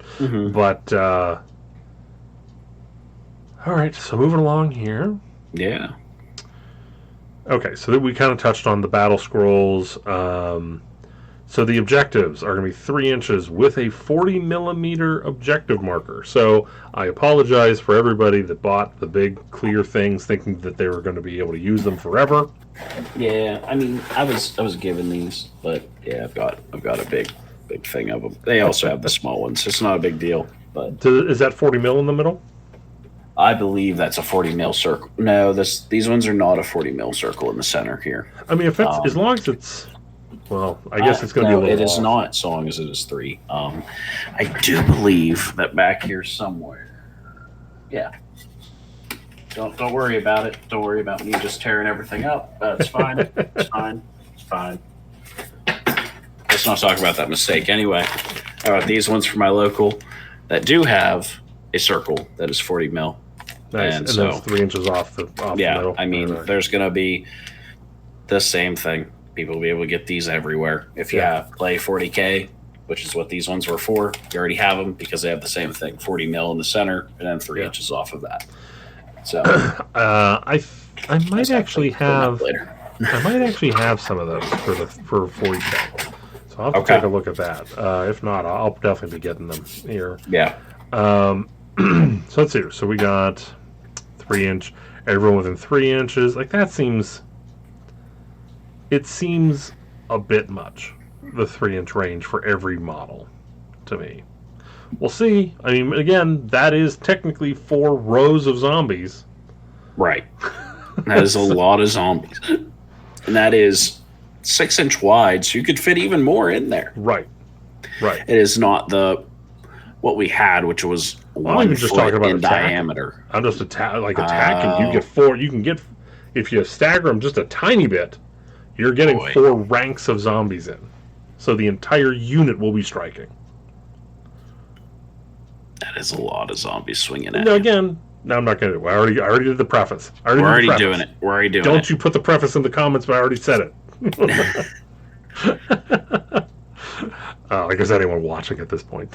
Right. Yeah. Yeah. They've all tuned off. Oh They quit at the beginning whenever we called out somebody for leaving a comment. It's fine. Okay. If you want to, if you comment, I'm going to engage. Good, bad, or indifferent. Right. That'd be great. I have, again, the reason why I chose you to be on the show is because you're one of the few people that tell me when you think I'm wrong. Well, yeah, I don't mind telling you you're wrong. And You're then wrong again, a lot, of course, I did rub your nose in at the beginning of this episode, but that's that I was wrong. It's okay. It's okay. I don't know when I'm going to get to rub your nose in about the Chaos Dwarf thing, just because maybe eventually they'll come back and like you'll be like, see, it's been 17 years, but I told you. So that reminds me of whenever I was working at that auto parts store. Oh. There was a guy who every couple months would come in and buy these little plastic things that he would stick to the hood of his car. And what the thought of it is whenever he drives, wind goes into the little funnel thingy and it produces a high-pitched noise and it scares deer away. Okay. And I remember telling him, like, you don't think this actually works, do you? And he said, well, I haven't hit a deer yet. Fair enough. So fair enough. Chaos Dwarves just aren't out yet. That's exactly. Chaos Dwarves just aren't out yet. It's much harder to pick on you for this one. Well, so now I have placed a flag though and said that they will be coming out in 4th edition. So whenever 5th edition comes out, that's when you get to. Right. I just have to remember this conversation in the year 2027 or 2028. It's fine. And I'll be long gone by then, so. Let's see. So again, we talked about Universal Special Rules. Yeah. There will be a manageable amount, making them easy to recall. Battle Shock has been removed, and there's meaningful command ability. There's already meaningful command abilities. Right. Yes. See, I think I here's didn't the thing like is that because they all were meaningful. I think I used every command ability, like all the generic ones, at least once in almost every game. Yeah. Seems pretty meaningful to me if I'm using all of them. Yeah. Oh, they did talk about the spell casting in different phases. Oh, okay. I gotta say, so far, I have not been a fan of it. No, you haven't liked it so far?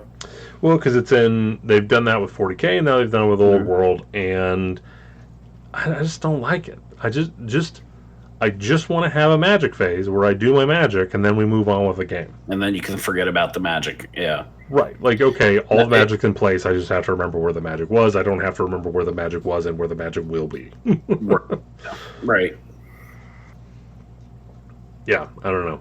I can see that because I caught myself a few times while playing the Old World going, ooh, actually it's a shooting phase. I need to do a magic spell as well, and I need to change gears a little bit real quick. Yeah. Now, one thing it says in here, everything you can do in the game is now an ability. First off, let's stop there. There's a comma. There's the rest of the sentence. But isn't everything you do now an ability?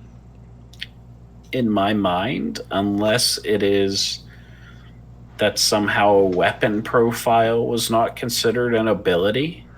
I mean, I guess. Yeah, I don't like the wording either or explanation of it. I need a little, I need James Workshop to come out and talk about that one a little bit more. Yeah, definitely. Everything you can do in the game is now an ability, from moving, fighting, shooting, and casting spells to the unique actions found in your War Scroll. Ooh, so that does go back to what we were talking about. So we're going to have universal spells, universal and unique actions, skills, and unique actions. So that makes me feel a little better. Okay.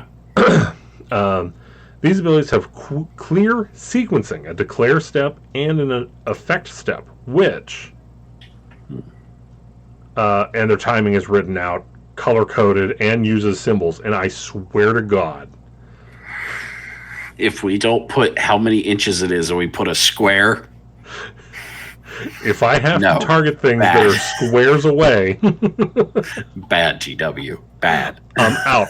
Conquest. This is now a conquest episode, conquest show.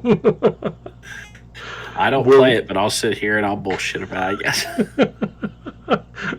Trust me, after 2 months of oh my guys, I'm going to target this I'm thing three three triangles away. I can't Yeah, remember. you're going to be done. Make it incredibly easy to understand at a glance which phase you can perform each action in and when what it does. So, I don't know about you, but does the declare step and the effect step remind you of anything? So, a little bit of kind of like Magic the Gathering for one. But I also like that there's probably also a reaction step in there as well. Whereas, okay, you made all your declarations of what you're going to attempt. Okay, so this guy's going to do this in response, and this guy's going to do this. Okay, let's see what happens. So it'll be interesting to see. Boy, man, you know what I would love, and I don't think it's going to happen. I would love to see in the charge phase having a reaction of countercharge or flee. Kind of like what we're seeing in Old World right now. Yeah.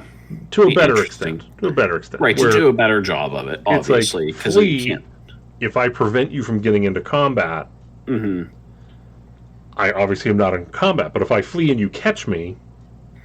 Give me a huge penalty. Right, like if I'm literally like, okay, automatically -1 to my saves.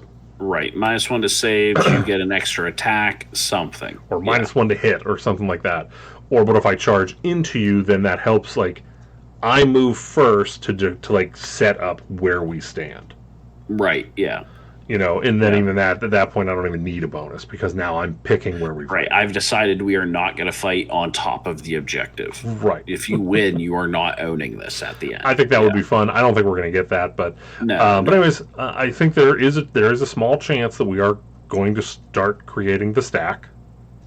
Yeah, in a way, yeah. Which I'm not mad at. I like the stack. No, it's a good, organized way of going through things. There's a lot less gotcha moments because everything's been laid out. Right. So for new players, everything, it might seem like an overwhelming amount of information. Don't know yet, but at least everything will be shown to them. They aren't going to go, okay, so I see all this, but do you have X, Y, Z, or just not know to ask these questions yet? So I like it. Yeah. Let's see. The next paragraph talks about the modular nature of the new rule set. We're not going to touch that because that's the next tab. However, with changes this fundamental to the core building blocks of the game, it does mean the previous rules and rule books have been superseded, blah, blah, blah, getting rid of them. And I saw people complaining that you're going to be able to buy the printed version, like they're going to print out, like they're going to have like indexes that they've sold for everything in the past. Yep. And people are bitching about that. I'm like, guys, can we please just... Right, yeah. I don't know who's complaining about that. I hope it is a small minority. I don't know of anyone else who I've actually talked to being upset about it. Cool, you're giving us a digital version. Right. Happy. And if I can buy it too and have it in my hands, sweet. Okay, so modular rules. Modular rules. So I'd read it, but they don't explain it. They just... they use the term to describe the term, and it doesn't really help. So, essentially, whether this is an example or this is straight out of the book, there's going to be 6 sets of advanced rules, and you can pick and choose what you want in your game. Right. Kind of like what you can already do now. Right. It's just stating it, I guess, because there's been a lot of times that I know we have in the past. For example, terrain is a modular here. Right. How many times have you, in past games, maybe not current edition, but at least second, I remember this. I've never used terrain rules.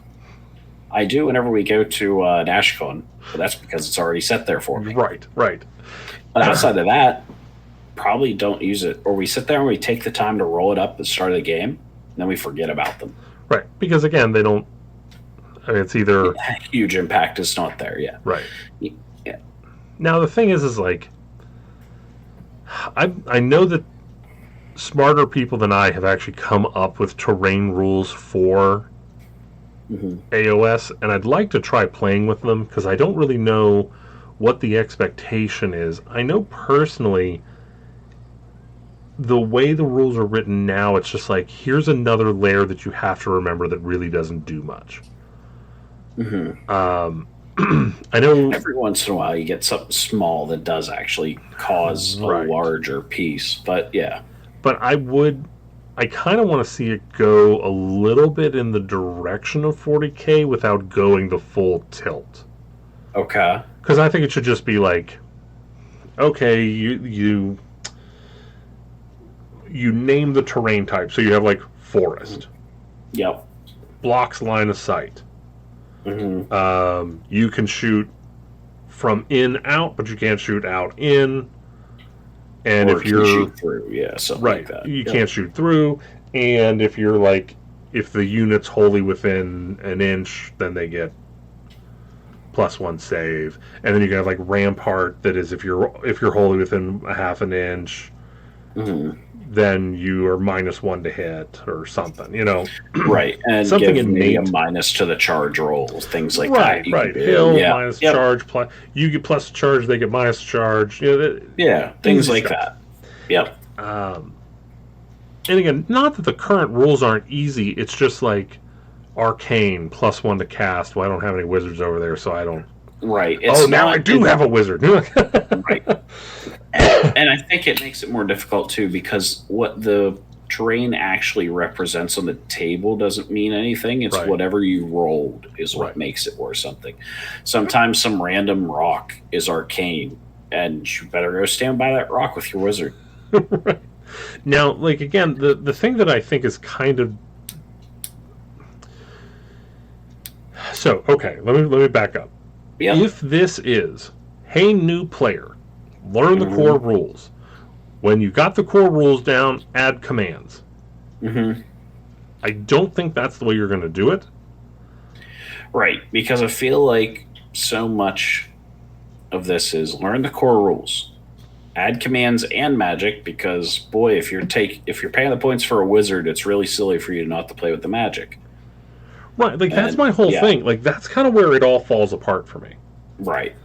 If you're going to have commands, you probably need command models. If you're going to do command models and commands, you probably need magic to counterbalance the commands. And if you're going to be doing all of that, you're probably going to need army composition to make sure that you're doing equal battles. Yep. I mean, and what are they expecting? Are they expecting like, hey, this year at Nova, we're gonna come on down and do the thing where we're going to do the core rules, and we're going to ignore modules 1 and 3. All right. Like, right. Yeah. No, that's never going to happen. Right.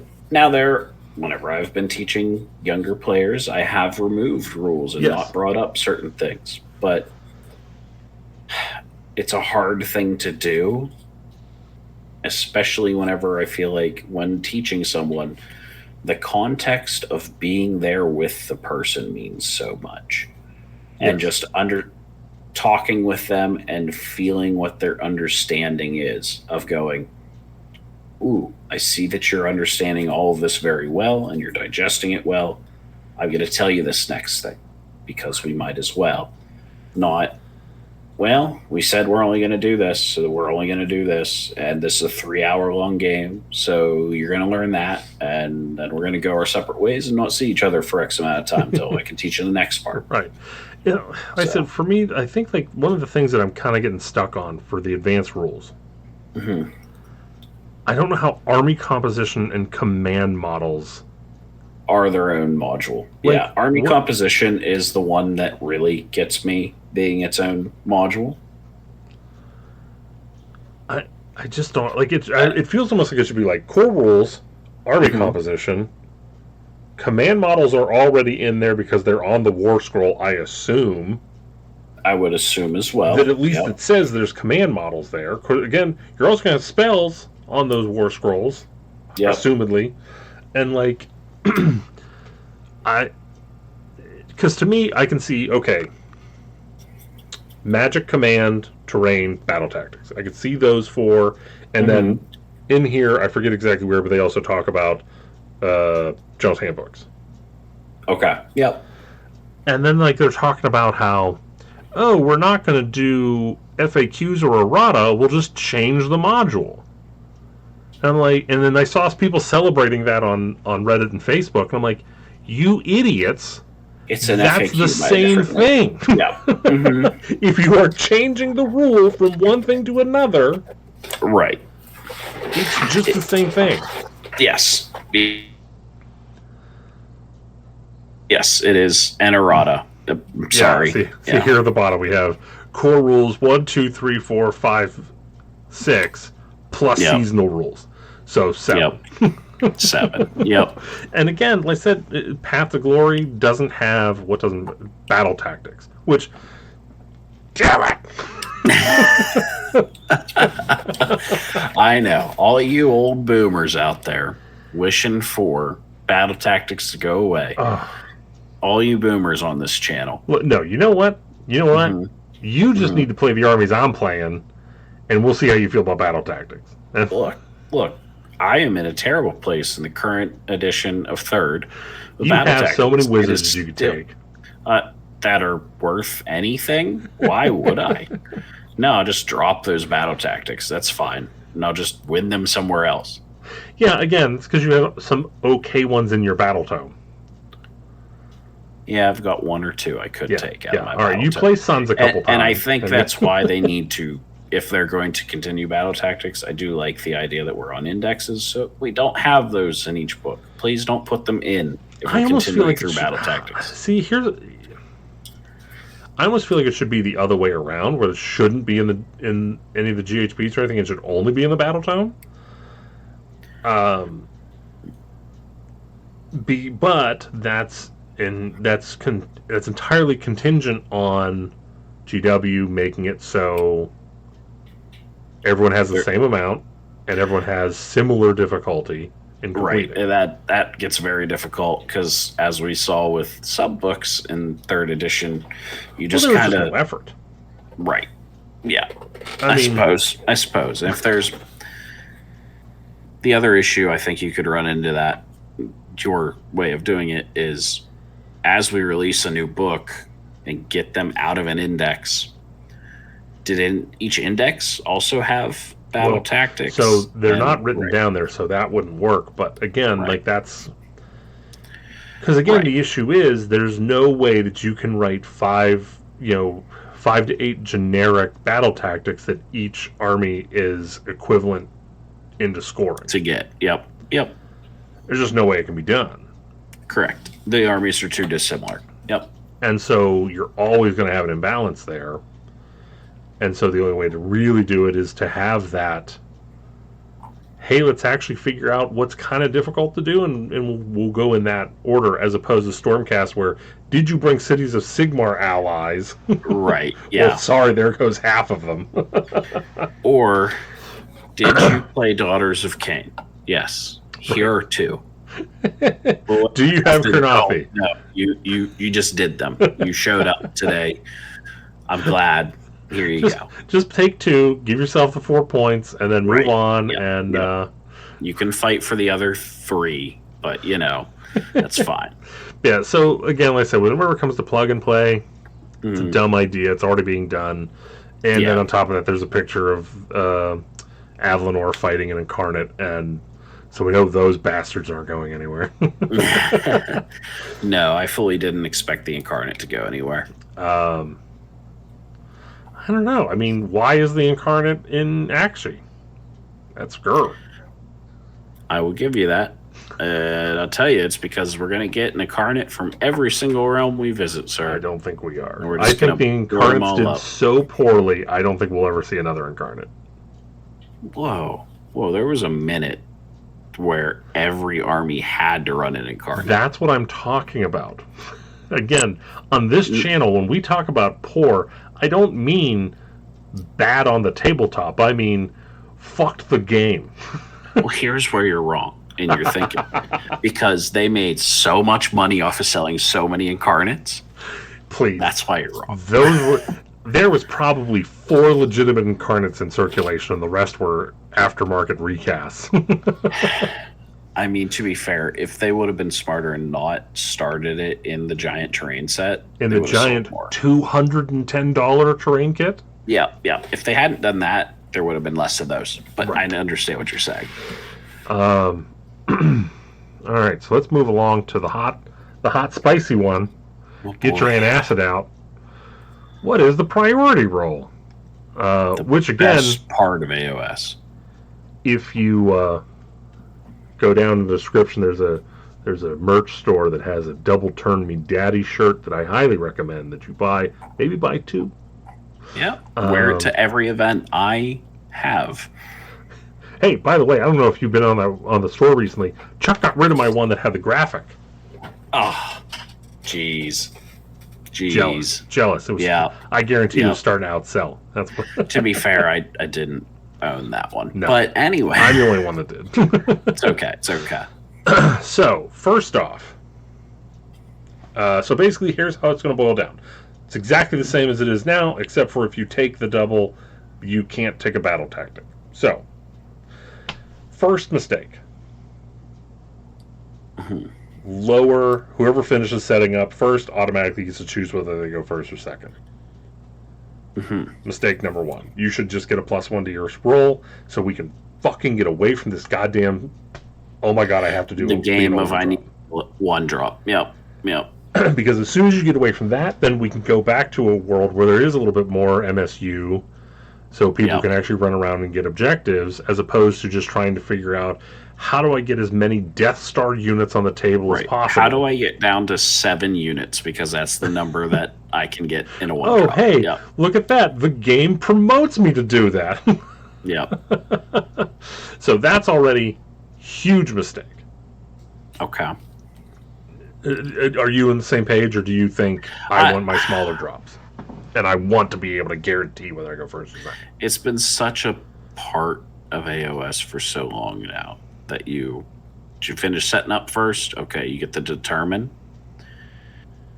What I hope that they do is that they incentivize a reason not to be trying to go first so hard or have Well, this. I mean, here's the problem is if it was whoever finished setting up first has to go first, Right.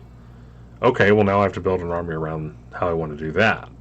Right. No, I can But see that. if it's just whoever's done first gets to go whichever order they want, then you're just incentivizing people to get what they want. Right. So, I mean, yeah, it doesn't cause any new problems, but it also doesn't solve the Right. current. This was an opportunity to solve a current issue. Not Right. issue, but a current... thing that you see in this building. Right. Yeah. Because, again, it's they were upset that everyone was taking Battle Regiment. Like, well, you've literally set up an entire game. Like, every word of the rules You either push play them to into a build battle, battle regiment and everything fits in a single drop, or you do not care about drops. Right. There's no in between. Yeah. Right. And it's like... okay. Yeah. Now, you and I have already talked about this part about the double turn. So there's a lot of going on about, like, oh, what if someone forces the double turn on you? Can you still not take a battle tech? Blah, blah, blah. I don't care about that right now. Yeah. It is probably going to be, if you choose the double turn, that you're only affected here. I think that forcing it on somebody should be a downside. To Right. that I person. can't see that. Yeah. Again, if it is, it is. I'm not going to. Right. Like, I'm not passionate about it, but I just can't imagine them putting Right. that in. I don't like the idea of that being a thing. So I will once again preface, just because this is very particular for this, we do not know what battle tactics do. No, we don't know what battle tactics do at all. If battle tactics give you command points, okay, all right, Yeah. let's see where we go. If they do something other than scoring, okay, let's see where we go. If they are still tied to score, this is the worst idea they've ever had. So, I agree that I'm not a huge fan of the idea. Well, here, I know we've had the conversation, but allow me to elaborate why. I was like, I'll let you do it. I was like, no, people might not follow me. Yep. So you and I go. I double you turn one. Not Yeah. even turn one. Let's say turn 3. Yep. So that means in the current game, I can only get typically 3 points, and you can get 5. Yeah. So the only world where I would double you is if I'm already winning and I just want to put you to bed. And on the other side, let's say I'm losing. And if I could just double turn you, I might be able to keep myself in the game. But I'm down on points and I can't afford you to get further ahead of me, so now I can't do the double to get back caught up, thus getting rid of the whole point of the mechanic in the first place. Right. And the beauty of the double turn, and I know we'd sat down over the event and kind of said this to each other. I have had so many games in Age of Sigmar where if I knew the turn sequence for the rest of the game, Right. somewhere around turn 3, my opponent and I could shake hands. Right. Because they wouldn't be able to do anything to me, and I would be able to continue my game, or vice versa. I would just be like, well, I've lost because there will never be a point where I get this extra movement I need to get something, or whatever it is. Well, that's so. Honest Wargamer Rob just recently did another video about the double turn or priority. Yeah, priority. Let's call it what it is. So it boils down to 2 factors. Mm-hmm.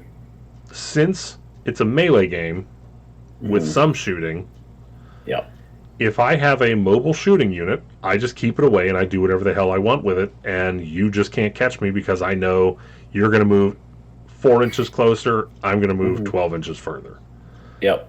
Every turn, you'll never catch me. Nothing you can do can change that outside of shooting or magic. And then on top of that, since it's melee, we're just going to get into melee anyways, and there's really going to be very little difference outside because there's no charging change. And so, like, it's just, okay, I know I'm going to get into this combat. I'm going to go first. I'm going to take 3 guys this turn. I'll take 3 guys next turn. I'll take 2 guys the next turn, and then it'll be gone.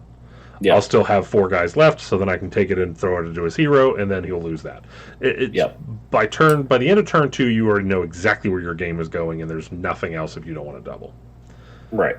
And I love just the game that you end up playing of how do I defend myself against the double? Okay, well, if I move really aggressively like this, and he gets it, that's it. Game's over. Or if I sit there and I go, okay, if I think that he's going to get it, I play a certain way, I can make it that he sits there, looks at the double turn and goes, well, I don't even want it now. Right. I got to give you the turn. That's honestly like whenever we were on even footing, I don't know if you remember or not, but that was like one of the few things that I was actually good at. Like, how many times did we play, you got the double, and you're like, there's not much I could do with it. Right, it's not giving me much. You can have the turn anyway. And that's one thing a lot of people don't understand about it is like, and on top of that, like, personally, I know gatekeeping is largely a bad thing. But if you're going to be so pissy and whiny about the double turn, whenever, again, we've seen in the tournament structure the same people winning. Right. It is definitely not because of the double turn. It is because of how they are setting themselves up for if it were to happen, preventing losses, or being able to take advantage of when those things happen. Right. If it was just, if you get doubled, you lose, then the tournament results would be wild. Every time it would be different people. You'd be, who the hell is that? And that's just not the case. You can work around it. It's not that hard. You just have to realize, here's a shooting unit. He's in the middle. There's one unit over here. There's one unit over here. I need to decide to go over. So then if I do get doubled, they'll get in, but now these guys can't. Like, you just have to think, what happens if he goes twice? And it's just difficult for some people, and it's scary for a lot of people that are used to. Right. And the people that bitch about it, I don't necessarily want in my tournaments. So. Fair fair enough. If But you're no, open-minded and willing to learn, it. Yes, at the beginning it is hard to figure it's out. a harder thing to grasp at the start. And I'm not going to say it 100%. isn't. And so in your first games, you can say like, "Hey, can we not do double turn yet?" Right. So I just learned how to move. I learned my rules, and then, hey, can we do double? Can we do rolling off priority? And rolls can you see. walk me through the turns? Mm-hmm. Can we even? Hey, let's do it. So round 2, We're going to force it to happen, so I learn. We won't roll. We'll go. I go, you go, you go, I go, and we'll see how that plays out. Right. And I guarantee you, if you have someone that actually loves the game, they're going to be willing to play that way with you. Right. Yeah. Especially if you want to learn how to play it and all that, it'd be great. Now we've had things where you and I are doing army testing, and we're like, yeah. Okay, so we know what that priority roll said, but we kind of know what happens if that's what happens. So let's pretend that didn't, and we're going to go through, and so we can work on our game better. Yeah. Right. Now, I will say, I wouldn't have minded if they wanted to explore alternating activations. Because you still have an aspect of the double, because essentially how those games work, at the beginning of the round, you roll off, and whoever gets higher takes their phase first. Mm-hmm. So I do my hero phase, you do your hero phase, I then move, then you move, I shoot, you shoot. Mm-hmm. I declare charges, you declare charges, then we fight. Yeah. And I think that's a part of me wonders if their dedication, their admirable dedication to the double turn, prevents them from considering that. Yeah.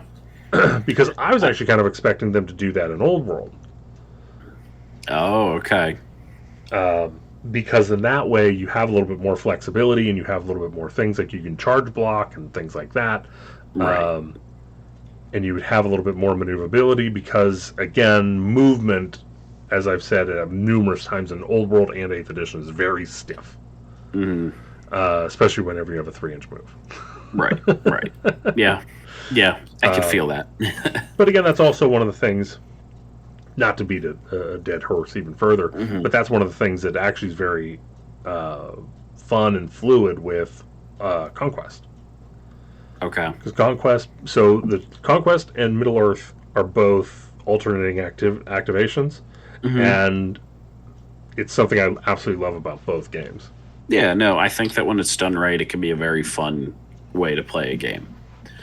I think also just kind of Warhammer having its identity in a way that, well, I don't know of much in the Warhammer IP that plays that way.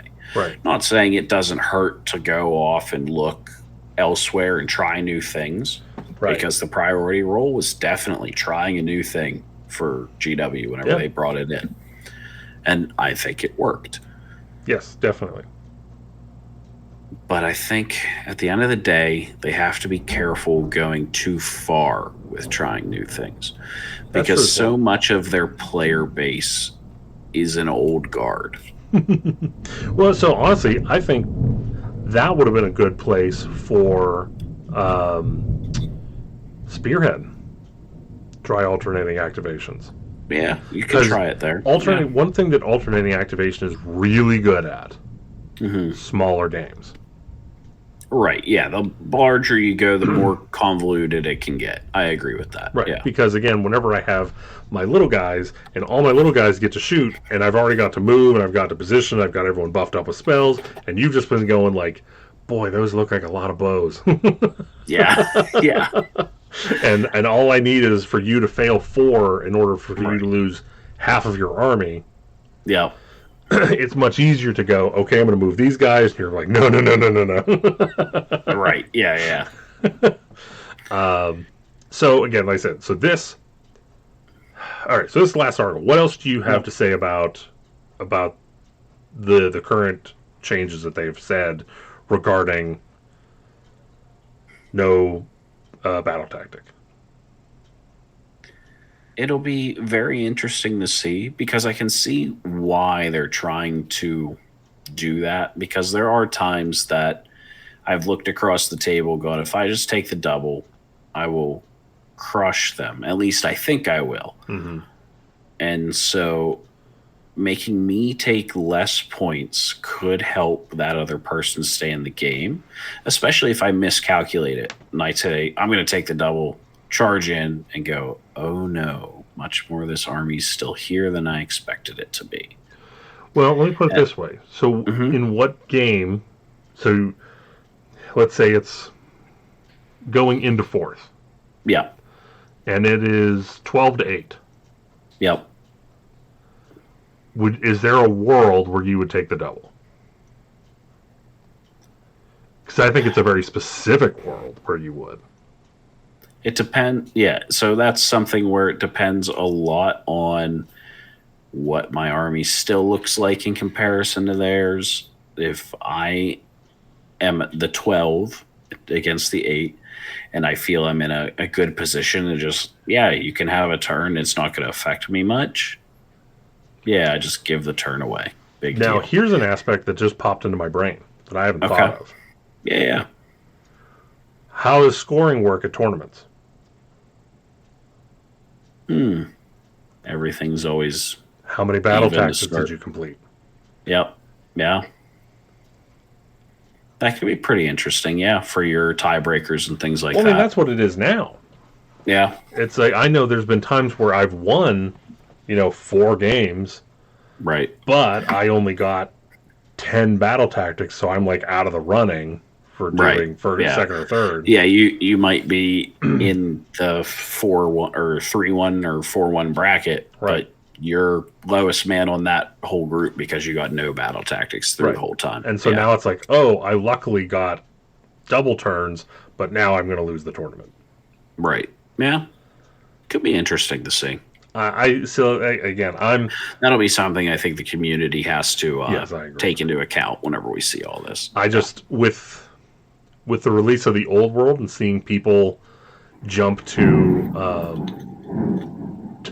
your side too. A little bit of thunder. Were you hearing my thunder?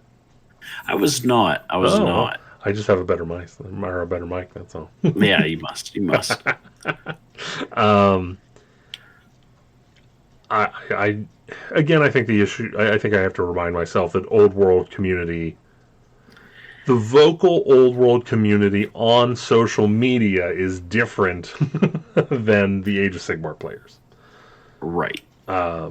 Because it was day one, this rule doesn't make any sense, I haven't played it, I'm not going to test it, comp. Right. Yeah. And so there is a part of me that worries, I played 3rd edition, I know what I'm talking about, battle tactics. Right. Yeah.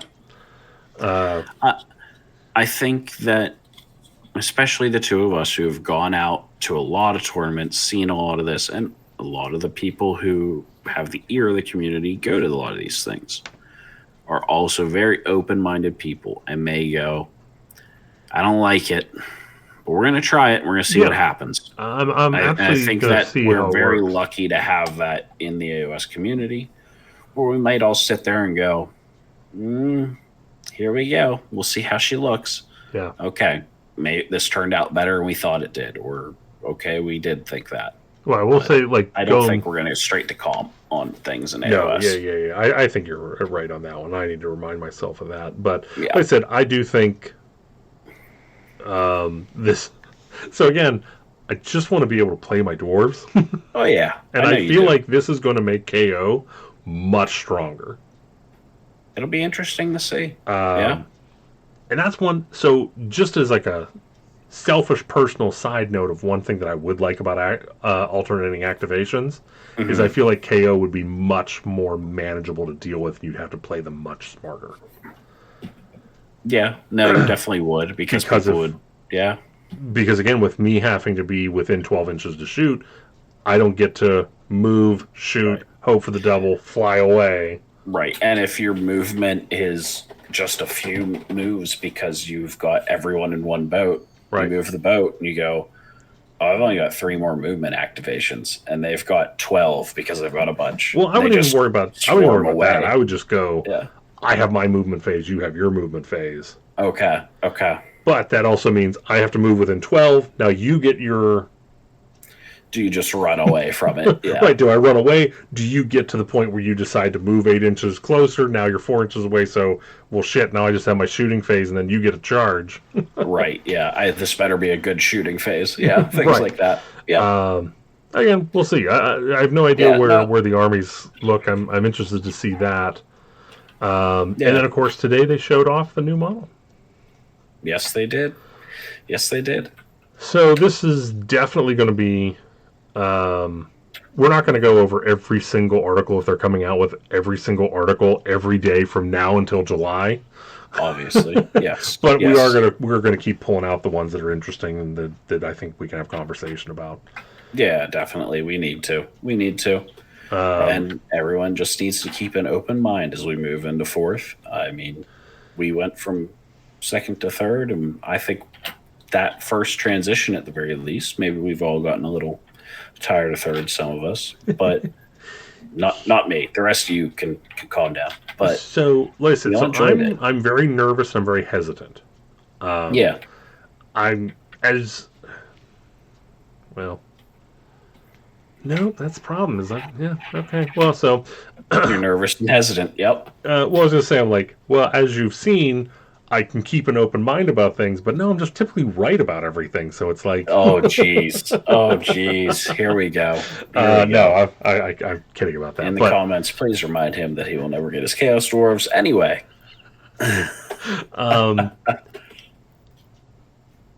I'm absolutely. I want it to be good. 100%, no matter what. Again, think about Old World. You saw me. We were talking about it.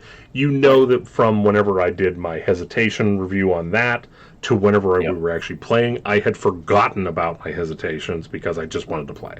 Right. Yes. Now, again, as I was joking, as I was playing, I was like, "Oh, I don't like this." Oh, I said that. I said that before. Yes. You went. I don't think this is how this should. Oh, past me did too.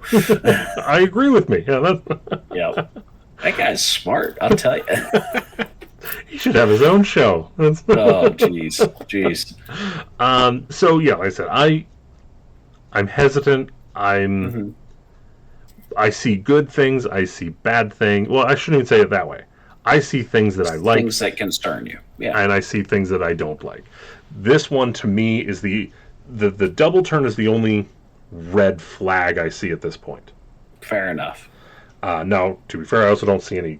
Well, I see one partial green flag, and that's where they talked about unique rules on the War Scroll in addition to the Universal Special. Yes, that was very nice to see. I'm glad we read over that and noticed it, because I think I just missed it glossing. So. Yeah.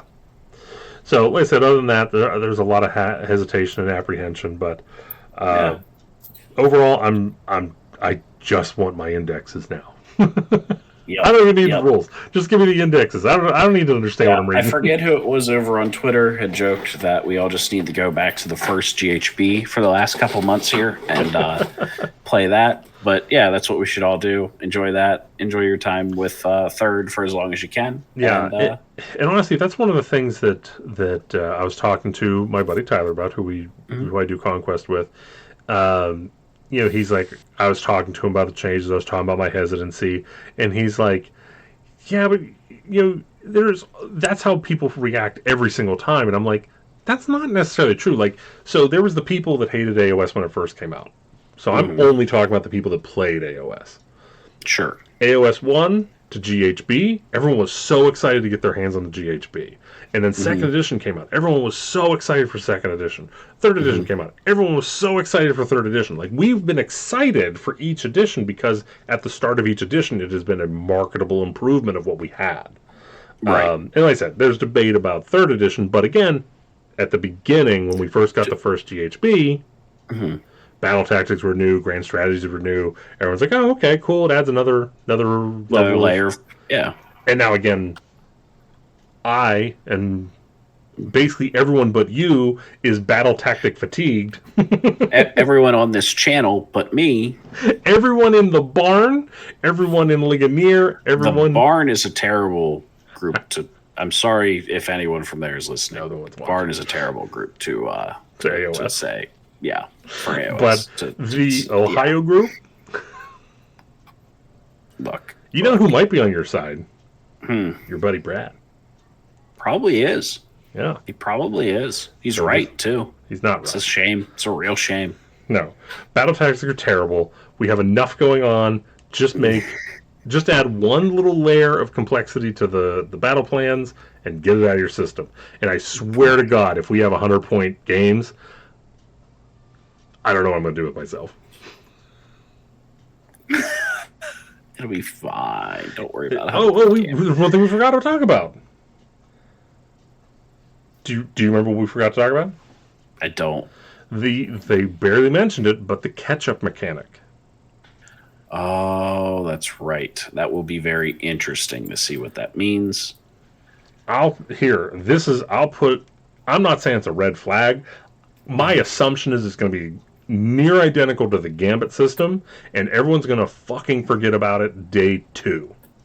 Probably, yeah. But outside of that, I will plant my flag and say that the catch-up mechanic will be a gigantic pile of horse shit. Yeah, it's concerning. So hopefully they get it right. I mean, that's the thing is, like, in this game, it sucks to get stomped. Yes, it does. It absolutely does. I'm not saying it doesn't. However, and again, this is me, I should take my own advice. If you don't want to get absolutely stomped, get more reps. Right, yeah. Practice more, play more, learn what you're doing. If you play more games, you will get better. You will not get completely decimated at least as often. It's going to happen every once in a while. You're going to have the scissors to your paper. And yes, you will have matches where you're just like, oof, we're going to see how many points I can claw out at least. Yeah. And that's just the nature of the game since it exists between 1 and 6. I mean, it's there's only so many ways to play. Yeah. To throw in a catch-up mechanic means that if you go out to your local place, play every Sunday, play against everyone you can find, all the different armies, play hard opponents, easy opponents, and then I show up the day of and I read my rules the night before and we get through a game and I use a catch-up mechanic to win, that's bullshit. Yeah. You deserve the win. Yep. I mean, it'll be interesting to see how they actually go. It's a dumb idea. It's a dumb idea to start. I can't imagine them actually doing it right, but if they do, good on them. I mean, their reasoning, I'm sure, is to keep people from, at the end of round 3, looking down at a table and going, there's no way I can win, and shaking their hand. But that's part of the game. Sometimes that's just a thing that happens in wargaming. Yeah. I mean, that's like turn 3 is the turn where you basically go, I'm going to win, I'm going to lose, or hey, we still got a chance. This is going to be a nail biter. Right. Yeah. And I don't know about you, but rarely am I wrong whenever I get that sense. Now, again, that could also be Jester. That also could be the thing where you will something into being. Yeah. Where you're like, oh, I'm going to have a bad day, I'm going to have a bad day, then you end up having a bad day. Yeah. Yeah. All right. Well, we've had a hell of an episode. Yes, we have. Is there anything else you wanted to add that we didn't get to touch on? No. I'm good. What do you think of Conquest's new Sorcerer Kings? I know nothing about it. So, yeah, I'm not going to be the guy to ask. What do you think of Aladdin? It's okay. It's okay? All right. It's okay. So you'll think these guys are okay. Okay. Good. Have a good month, everybody. Goodbye.